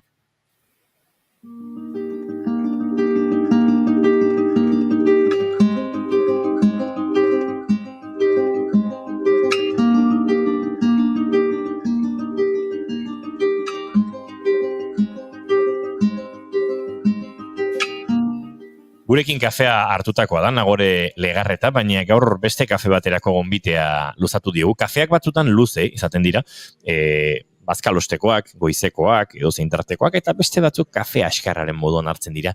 Hori izango da gaurkoa, baina askar ere ezagik hartzeko gai izango garen kontatzeko duen guztiarekin. Nagore Legarreta, arratsaldeon eta ongitorri berriro bigarren kafera. Kaixo, arratsaldeon, kafe hontara gonbidatzeagatik, gustora hartuko bezuekin. Aipatu dut, gauza asko dituzula eskuartean, eta tira, banan-banan joango gara, baina batetik baduzu martxan argazkilaritzatik sormena zirikatzeko lantegi bat, euskerazko talde osatu, gaztelerazko orain martxan jarri, bueno, horre xaxatuko dituzu, nahi dutenak behintzat sormen hori aurrera ateratzeko, eta martxan dituzu, eta hor dauzkezu, ez dakit, azaldu iguzu, ze topatuko duen jendeak tailer horietan, lantegi horietan, nola zirikatzen den sormena? Bueno, egia esan, argazkilaritza klaseak ematen edo dinamizatzen edo badaramat urte desen, eta nik uste dut, bueno, urteen poderioz metodologiarekin experimentatuz, eritxikea momentu ontara, ez? Eta, bueno, konfinamendu garaian online existen formatu bada, eta, bueno, kuriosoa da, kursoa bukaeran galdetegiakin eta jendeak online jarraitu nahi du. Uste dugu ez, baina posible da online ere giro pilpila sortzea, eta hala gertatzen zaigu guri klaseetan, gero tarteka juntatzen gara zerbezaren bat edo hartzeko, hori ere importantea da. Baina dinamika orokorrak jan ezagun 15-eroko saioak dirala. Eta, bueno, ez dago txapa handirik, baizik eta, bueno, argazkilaritza garaikidean, oinarritutako autorlanak jartzen ditugu pantailan. Eta, bueno, bertso-txapelketan bezala, izango litzateke neurri honetan eta luzaera honetan bota bertsoa, alaxe egiten dugu argazkilaritzan ere, balako parametro batzuk finkatzen ditugu. Adibidez, duela bizpahiru urte hasi genuen ikastaroa, atera jozu argazkia folio txuri bati. Hori izan zen lehenbiziko ariketa. Beroketa ariketa, ez? Eta, bueno, harrigarria da jendeak zetrantzea pasatzen duen erronka jasotzetako garaian ze sustoa, ze demontre nik honekin. Niak gero 15 eguneko runa izaten dute buruan, eta nunbaitik ateratzen dira. Ez dut erronketan oinarritutako ikastaro bat, nun gero emaitzak komentatzen dira. Eta, bueno, napasten dugu ikasturte guztia, eta, bueno, jendeak, emaite du taldean, eukitzea dinamika hori, eta buruan jolas hori, nutik aterako naiz orain honetan, eta, bueno, batzutan goia jotzen du improvisazioa, beste batzutan bera, baina importanteena probatzea da, ez. Hemen jarraitzen dugu, apur bat galduta, denen pare.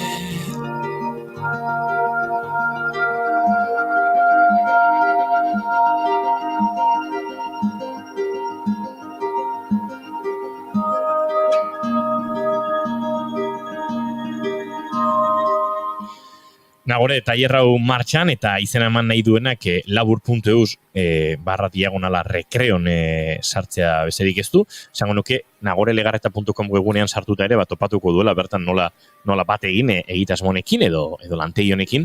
Baina beste gai bat ere ikusi dugu zure eginkizunen artean, eta da Bafest emakume argazkilarien jaialdiaren asteburu berezia datorrela, eta ze asteburua, Barakaldoko kaleetan barrena, Barakaldon erakusketak, bueno, energia mordoa bilduko da bertan, eta asteburu hontan bertan izango da Bafest, estatu mailako emakume argazkilarien jardunaldia, ez?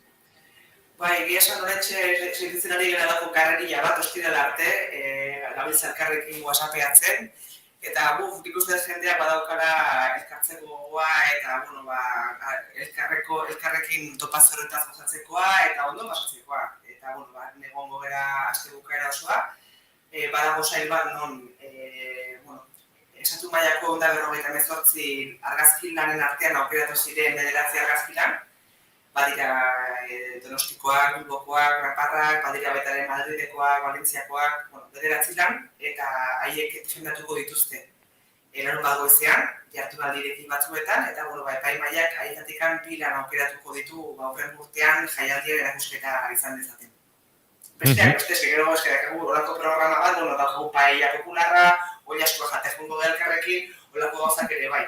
Erakusketak Barakaldoko kaleetan zehar, eta, gustora ibiltzeko momentua, eta ia guraldiak txika bat laguntzen dugu. Eguraldiak laguntzen badu bintzat zoragarri izango da, urriaren 8 eta 9 esandakoa egitaraua aski luzea, gauzan mordoa bertan gozatzeko eta ikusteko eta lantzeko, baina Bafest, BF-erekin, BAFFEST.eus webunean, hortxe daukazue informazio guztia, eta uste dut, benetan politi izango dela eta merezi duela han buelta eman eta hainbat ekitaldiekin bat egitea. Bestetik, Anariren abiak diskoaren inguruko erakusketa emanaldi ere nagore badator. Ez dezu logiko tarterik hartzen? Ez, kontua da, begian nora da bilen erakusketaren inaugurazioa ere ezin dut bada joan, kontu bat direla eta, baina, hau bukterik dinamizatzen duen dinamika bat da, buktegi euskal literatura sustatzeko ekimen bat da, plataforma bat, eduki oso interesgarriak sortzen ditu, eta bere 5. urte hurrena ospatzeko zutegin, Usurbilgo kulturetxean, sekulako programa antolatu du gure aritzek goizetikan gauera, literaturarekin lotutako formakoz esperimentalak, musika, artea, egongo dira Morante, Uxu Alberti, Tarena Sarri-Ugarte, Irai Elias, sekulako, maite ditu den artista pila batan egongo dira, beste batean elkartu beharko naiz haiekin, baina, aukera duenak sartu dedila buktegi, eta sarrera oso modiko baten truke, sekulako eguna pasatzeko aukera izango du, hori izango da, urriaren 22an. Urriaren 22an buktegi.eusen aurki dezakezue, informazio guztia, baina haze festa, haze kultur anistasun eta haze disiplinen arteko topaketa ere sortuko dena, buktegi ekimenaren 5. urte hurren hori ospatzeko jaialdian edo. Eta badugu beste gai bat, Nagore Legarretarekin aipatzeko, kafe azkar honetan, ze kafe luzeago eta lasaiago hartuko dugu berarekin, gai bakoitzak, aipatu ditugun bakoitzak emango lukelako gaur, arekin lasai eta luze egoteko, baina hori zen helburua. Bada beste kontutxo bat hemen, argia eta bat-batekoarekin jolasteko lantegi heldu zein aurrentzako proposatutakoa Zumarragan azaroaren 12an izango dena, eta hor, argazkilaritzari buruz ere, ez dakien nonorke Nagore, parte harlezake eta jolastu, ze bada jolasteko lantegi bat azken finean. Azkenean, gure lan eremua jolasak eta sormenak propio oso berezia dauka, eta kasu honetan argazkilaritzako material analogikoa erabiliko dugu, argazki paper hori argiratera zitena, hartuta argiraterako dugu, eta horrekin jolasen ibiliko gara, argiak, kimikoak, ekartzen dituzten egudeekin jolastu. Tailerra hau egin dugu leku ezberdinetan, batxilleralekun, eskatu diguten leku guztietan, eta halako pilula oso bizigarria da, eta basandakoa. Zelai Arizti kulturetxean, Zumarragan, azaroaren 12an parte hartu nahi duenak, urriaren hasieran pikiko dala izen ematean kulturetxean bertan, eta animatu. Jende guztia, aipatu ditugun ekitaldi guztietara parte hartzeko, argazkilariak izan, naiz eta ez izan, interesa duen edo horrentzako irekia diralako. Urriaren 17an zabalduko da izen emate hori, 5 euroko prezioan, argiarekin jolastu eta jolas horretatik asko ikasi eta asko gozatzeko aukera ere izango du animatu nahi duenak. Nagore Legarreta hartu arnasa, gozatu da kotzen, Pasoretxo bat atzeak gugunez bantxez, hor guztionen kudeak eta lan onde ekartzen du, dakizuen bezala zuek ere, eta burua despejatu beharra dago. Aizu, besarkada estu bat, eta esandakoa kafe lasaiago eta luzeago hori ere hitzartuko dugu laister eta kontatuko diguzu nola doazen hainbat eta hainbat egitasmo. Hoxera, venga, ekipo, eskerrik asko kasuiteagatik eta nahi zuen arte. Besarkada bat, zaindu Nagore, eskerrak zuri. Contra la segregación, alimentando el tópico con discriminación positiva, que es mentira, no hay ninguna solución. Yo hago lo que quiero bajo el niño, no andes sola, mujer en toda regla, poetiza con mayúsculas. Descontrolada por la ciudad cantando hardcore, con camisas y tacones altos, con la moral muy por encima de sus cuentos, como la de otras tantas putas que mueren callando. Yo ando cayendo ya, encallándome en mi propia guerra civil, como Lisístrata, sin más que decir que aportar a la causa.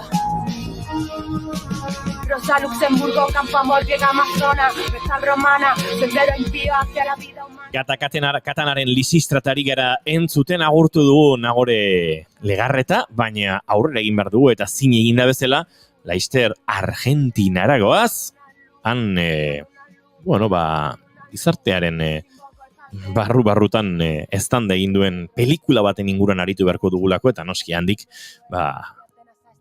nola bizitzen ari diren ere kontatuko digu zuzenean, Marcos Tedin Uriburuk segituan. Arratsaleko, 5:21 minutu, azken txampan, bigarren kafean zareten, naiz irratien. Cuando rescate a Eurídice, lapídame, humíllame, si quieres ponme un burka, arráncame la voz del clítoris pa' ser más pulcra, cóndeme, tápame bien ese escote impuro, no sea que te pervierta, te transporte al lado oscuro, no sea que te intoxique con mi psique de cianuro, la mujer es el diablo, eso seguro, ten cuidado, vengo cayendo ya, encallándome mi propia guerra civil, como lo hiciste tratar, sin más que decir que aportar a la causa, un tributo a mi musas que luchan. Diciendo que la mujer, si no es prostituta, es tonta. Pero si es que no es ninguna de las dos, lo que sí está seguro es que es mala. Las mujeres no somos ni malévolas, ni malignas, no engendramos el demonio y tampoco somos santas o que nos santificamos cuando llegamos a ser madres. Las mujeres somos mujeres.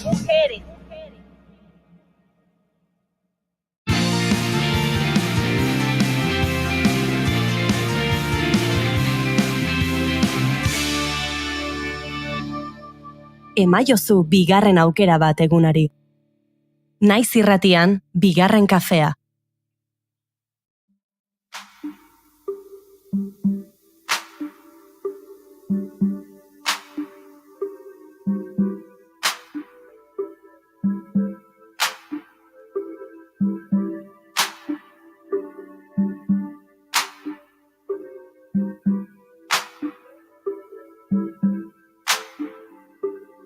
Nace una flor, todos los días sale el sol, de vez en cuando escuchas aquella voz,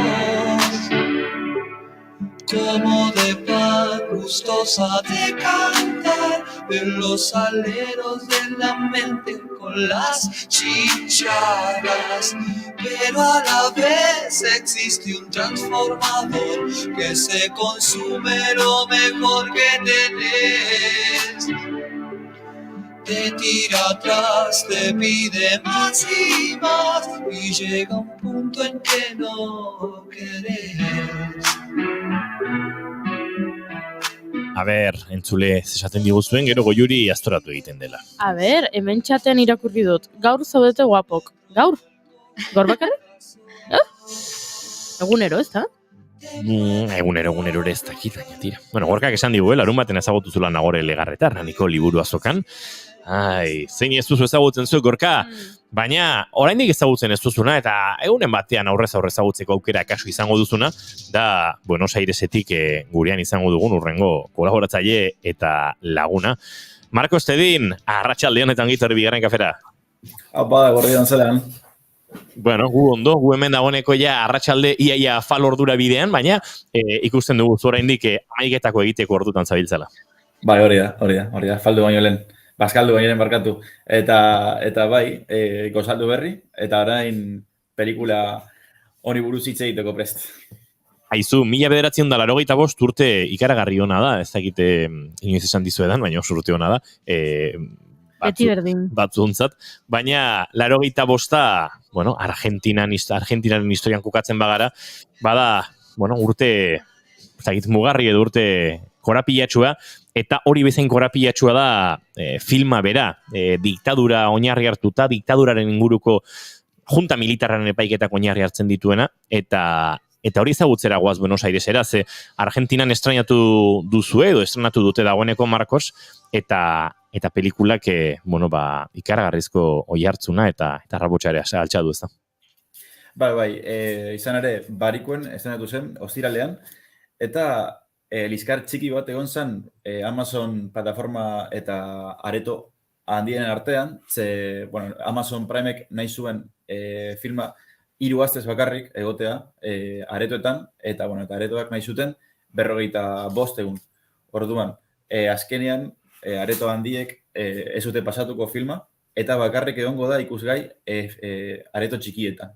Orduan, nik joan nintzen atzo ikustera, joan nintzen atzo areto txiki batera ikustera, eta benetan ikaragarri izan zen, bizi izan genuen atzo, aretoa, beteta, eta oso unkigarri izan da filma, eta, hori jendearekin bizitzea hori beti unkigarri da. Oraindik mugitzen ditu iraganak, askotan hitz egiten dugu Marcos memoria historikoaren inguruan, horregin beharreko lanketaren inguruan, eta esango nuke Argentinar diktadurare oraindik presente dagoela, eta horrelako filma batek, zu bezalako jende gaztearengan, eta hain gaztea zen jendearengan ere, sortu duela halako iraultza txikia edo batez ere gorputzetan eta emozioi dagokionez, halako mugimendua ez da.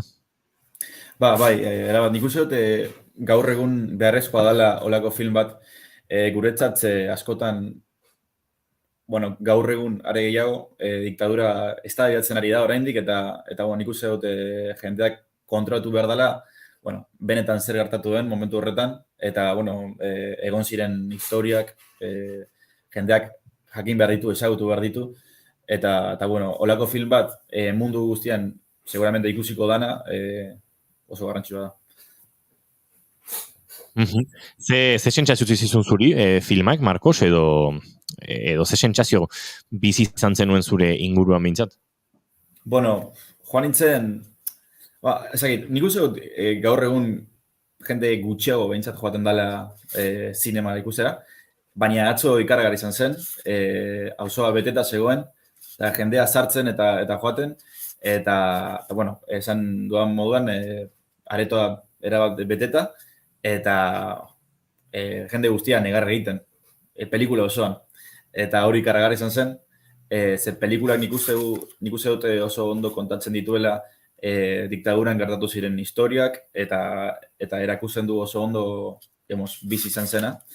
Eta nik uste dut gogoratu behar dugula diktaduran 30.000 pertsona desagertu izan zirela, eta denetarik egon zen, torturak, bahiketak, bortxaketak, hilketak, eta deusestatze esparruak. Orduan, nik uste dut oso garrantzua dela noizean behin olako gauzak gogoratzea, ze azkenean Argentina zaten den moduan nunca más. Hori da, inoiz gehiago gertatu behar den gauza bat dela. Vas a meter preso a Videla. A todos los responsables. Lo único que te digo es que hay poco tiempo y solo no vas a poder. ¿En cuántos juicios estuviste? Ninguno. El 90% de los funcionarios de la justicia no quieren saber nada más que juicio. 99. Yo pienso que hay que buscar por otro lado, entonces. ¿Dónde? Chicos. Sí. ¿Y si los funcionarios de carrera no quieren? Entonces traemos... Kokatuko dugu, filma Marcos, badira ez, horre Julio Estrasera eta Moreno Campo,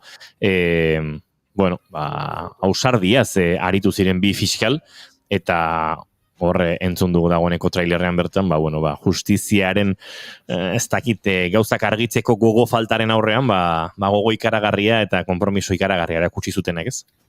Bai, eta, jendeak jakiteko, Argentinan egon ziren 6 diktadura, hau izan zen 6. eta azkena, zorionez, eta 1976an hasi zen, eta bukatu zen 7 urte beranduago, 1983an. Gero, 2 urte eta gero, hasi ziren paiketak. Eta, klaro, momentuan inork ez zuen nahi, gai horretaz arduratu, ze jendeak uste zuen militarrek beste estatu kolpe bat egingo zutela. Orduan, claro, zer gertatzen zen, bortxaketa eta hori dana egon ziren, eta azkenean tipo horrek, Julio Estraserak, hartu zuen kasua, apurtxo bat behartuta, baina hala ere jarri zuen bere ahalegin guztia epaketa egiteko. Gero, ez dut amaira kontatuko, baina ona izan zen, behintzat hori bai aurreratuko dut. Eta azkenean nik uste dut epaiketa horrekin historia egin zutela, ze pelikulan behintzat esaten dena da, lehen epaiketa izan zen, militarren aurkako lehen epaiketa izan zen orduan. Nik uste dut horrek erakusten duela oso momentuan Argentinarentzat eta mundu guztiarentzat oso epaiketa garrantzitsua izan zela.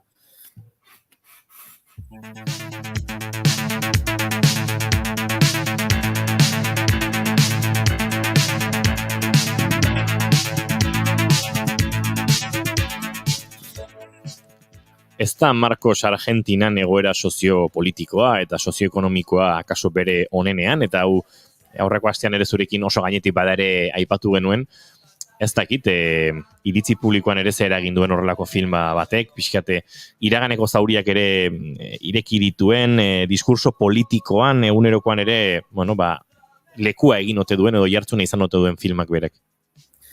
Eta esan ere, nik uste pelikulak ukitzen duela gai hori, osea, gaur egun gertatzen ari den gaia. Ze momentu batean esaten du, klase mediak beti jotzen duela, zakitzelan zelan azaldu. Baina hemen klase media izaten da gehien bat eskuinekoa. Baina hala ere, momentu horretan, epaiketa egin zenean, hori, nik uste dut jendeak ulertu zuela benetan diktaduran gertatu zena. Orain, gaur egun nik uste dut, zakitzargatik, baina berriro eztabaidatzen ari da diktaduran gertatu zena, eta hori nik uste dut ez dela gauza oso ona, gaur nik uste dut ikusten dugula mundu osoan eskuineko mugimenduak, eta Argentinan tamalez bai, eta nik uste dut pelikulak egiten duena da hori, gogora ekartzea, hori, benetan ze gertatu zen, eta gu ez ahazteko, hori, zertan datzen, zer egiten duten militarrek eta hori.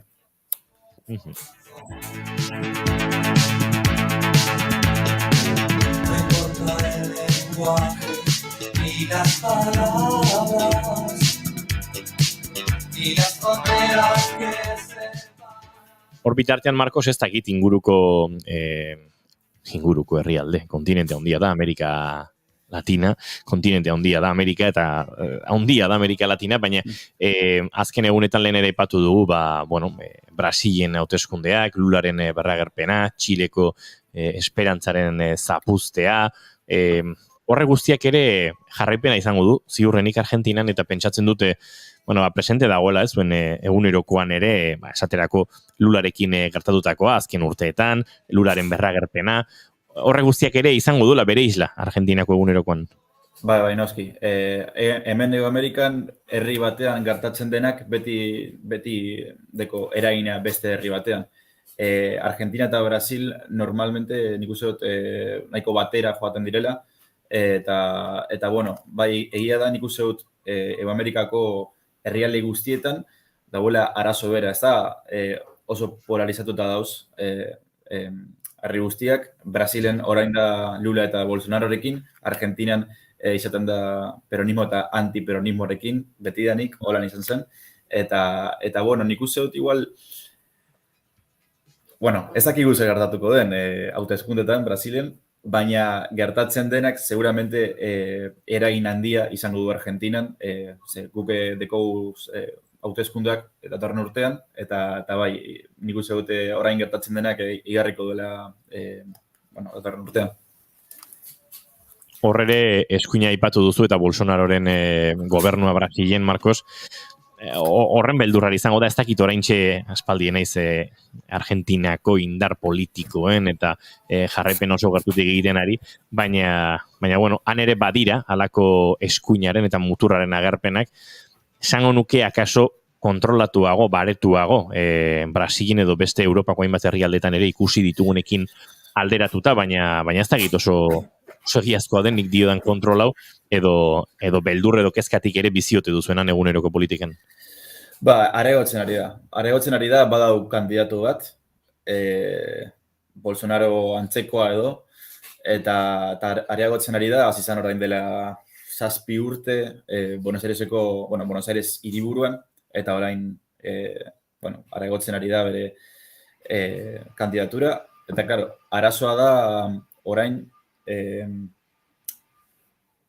berak ukatzen du diktaduran gertatu zena. Hori da arazo handi bat.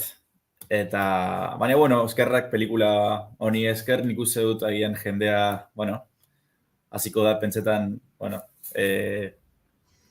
zoro bat dela. Da pertsona bat burutik gaizki dagoela, nik uste.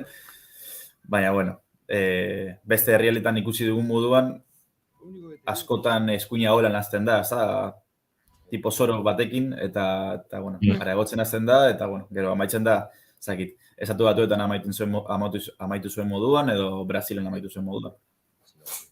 Beraz, esan dezakegu 1985, gaur Marcos Tedinek ekarri digun gaiaren erdigunean dagoen pelikula, ez? Bueno, izan dela, edo izaten ari dela eragin bat Argentinako gizartean, hain zuzen ere behartu duelako, ez da, posizionamendu politiko hortara eskuin muturra, eta negazionismo horrek edo, Marcos, bueno, neurri batean behar luke behintzat jende asnatu arazi. Gero egia da, zuk zoroak aipatzen dituzu, ez dut uste inork Bolsonaro bera ere oso bere ongien ikusten duenik, baina tira, Argentinan behintzat pelikula honek eragin hori balin badaukaba, ez da gutxi, ez? Zineak eraldatu behar ditu gizarteak eta gizarte jarrerak, eta kasu honetan behintzat eragin hori behintzat izaten ari dela edo esan dezakegu. Bai, nik uste da dala eguneroko borroka bat, eta arlo guztietan borrokatu behar den borroka bat. Eta bueno, atzo eukin eban hausnarketa hori izan zen. Nik uste dut herrialde bakoitzak, Euskal Herriak ere, behar duela bere zinema eta bere zinegileak, eta horrean, azkenean, zineman ere olako borrokak aurrera eramaten ditu. Una lesión un tipo como yo. Santiago Mitreren filma, Argentina, 1985, eta esan da bezala, Marcos Tedinek behintzat baieztatu digu, Argentinar gizartea ondo ezagutzen duen eta Argentina ondo ezagutzen duen pertsona baten ikuspegitik ere, ezinbesteko pelikula dela, Argentinaren historiaren zati bat behintzat ulertzeko, beraz, guk ere gonbite hori luzatuko dizuegu, hemen zinemetan ez dakite egotekoa den laizter edo, baina plataforma digitaletan estrenoa laizter izango da, beraz, Marcos, 45 egun aretoetan pasabar baditu, horrek esan nahi du, azar inguruan edo estrenatuko dela, badakigu data hori? Ez, azkenean, egongo da bakarrik, 3 astez, egongo da. Adibidez, 45 irura.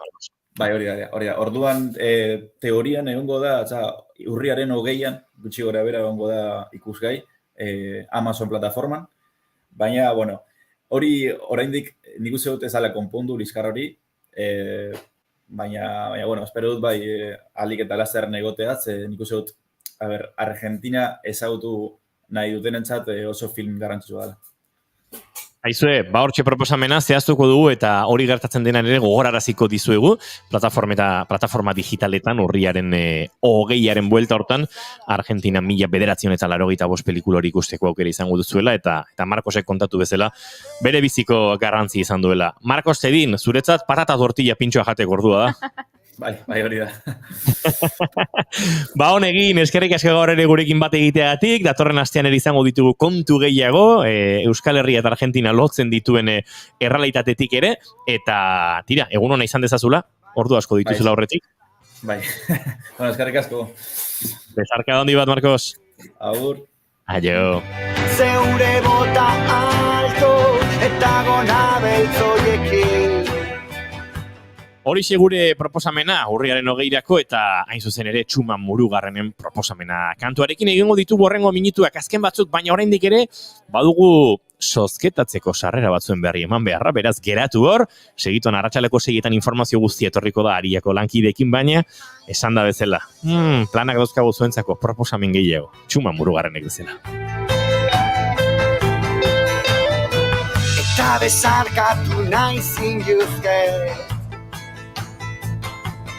zeure larru goxua nire egin, zeure gorputzez natu berriaz mozkortu, zenta maitxe zaitxu dala zindagizu,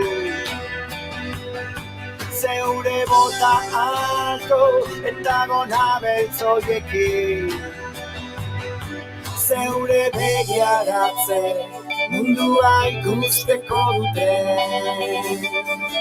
Zeure begiaratzek mundua ikusteko dute, gardentasunagatik. Maitezatxo.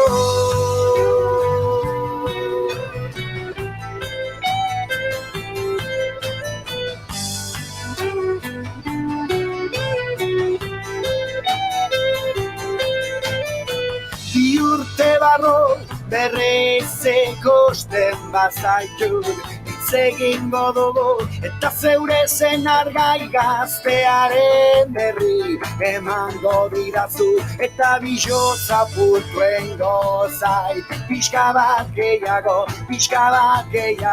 posible bada, bederen pixka bat gehiago, zenta maitezatxu dala zindagizu. Zeure bota alto eta gona beltzoiekin.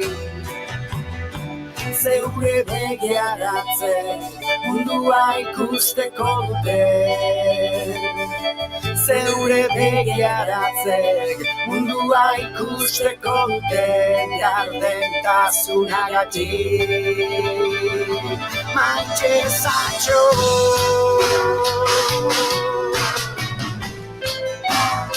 Maitezatxo, bai, maitezatxo. Pixka bat gehiago,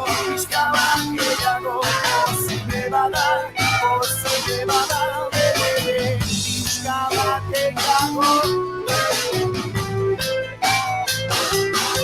Pixka bat gehiago, posible bada, bere, pixka bat gehiago. Pixka bat gehiago, posible bada, bere.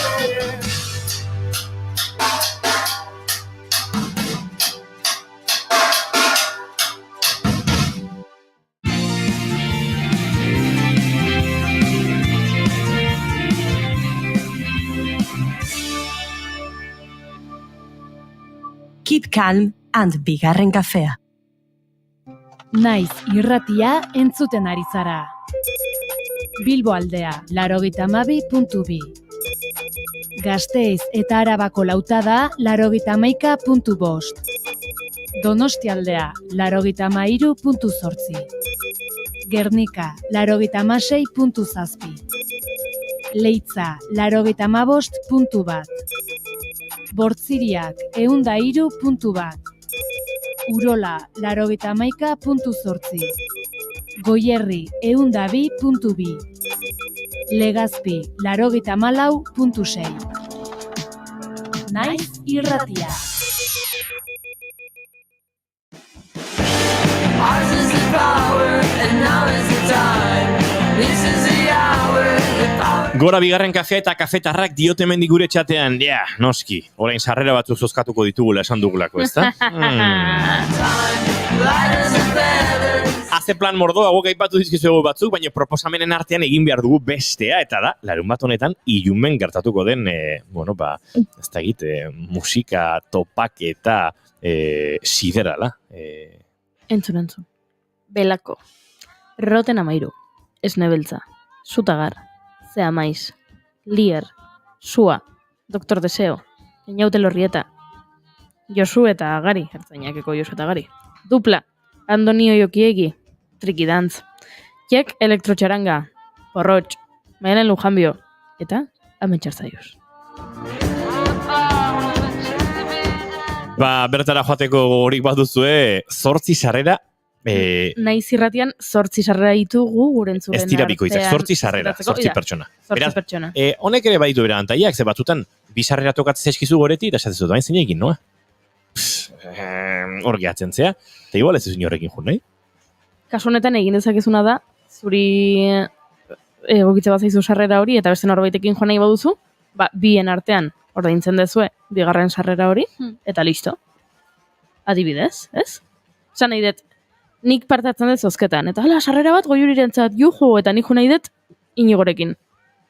Bueno, Bigarrena erosi. bigarrena bion artean erosiko dugu. Horrek soluzio bea dauka, bi tokatu eta inorrekin joan nahi ez izatea baino. Noski. Beraz, baina zer egin behar dena, Goiuri, zozketo hartan parte hartzeko, eta nola ingo? Idatzi behar da, biskor, WhatsApp mezu bat, esan ez, nahi duzula sarrera hori. Eta, bidali behar da, WhatsApp mezu hori, 644-632-944 zenbakira.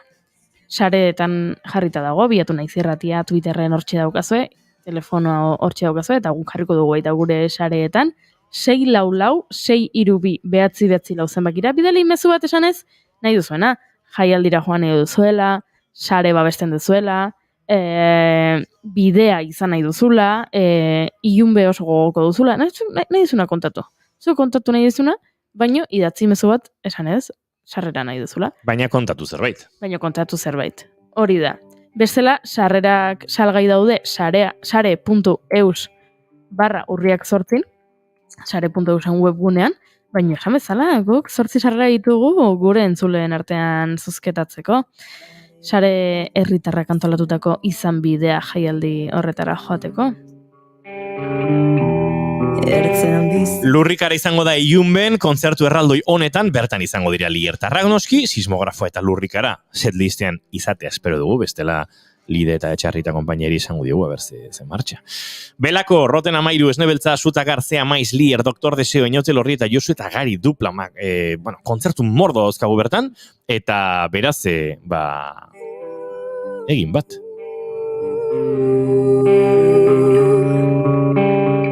Idatzi zuen mezua, eta lortu zuen sarrerek.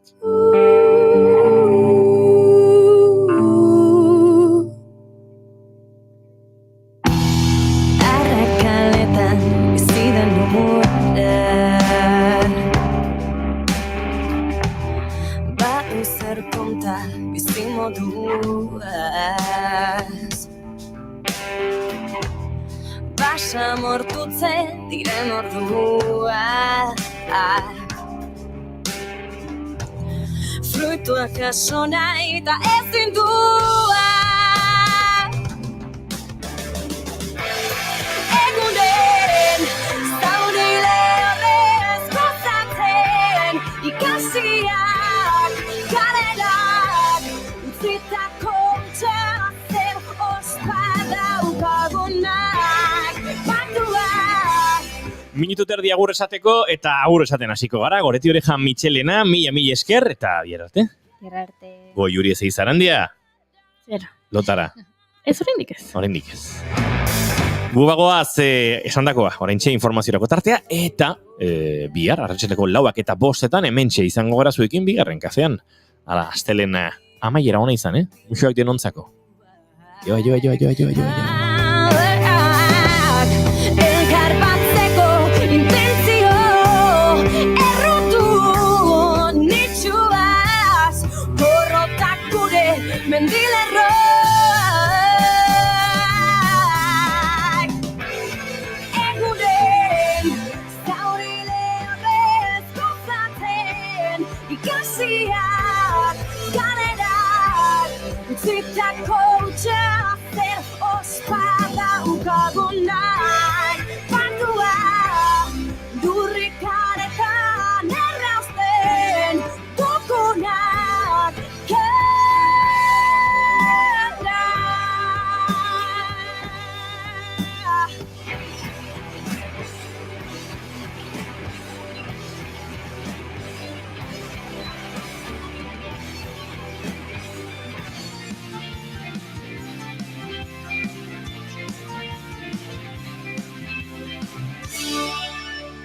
Keep calm and bigarren kafea.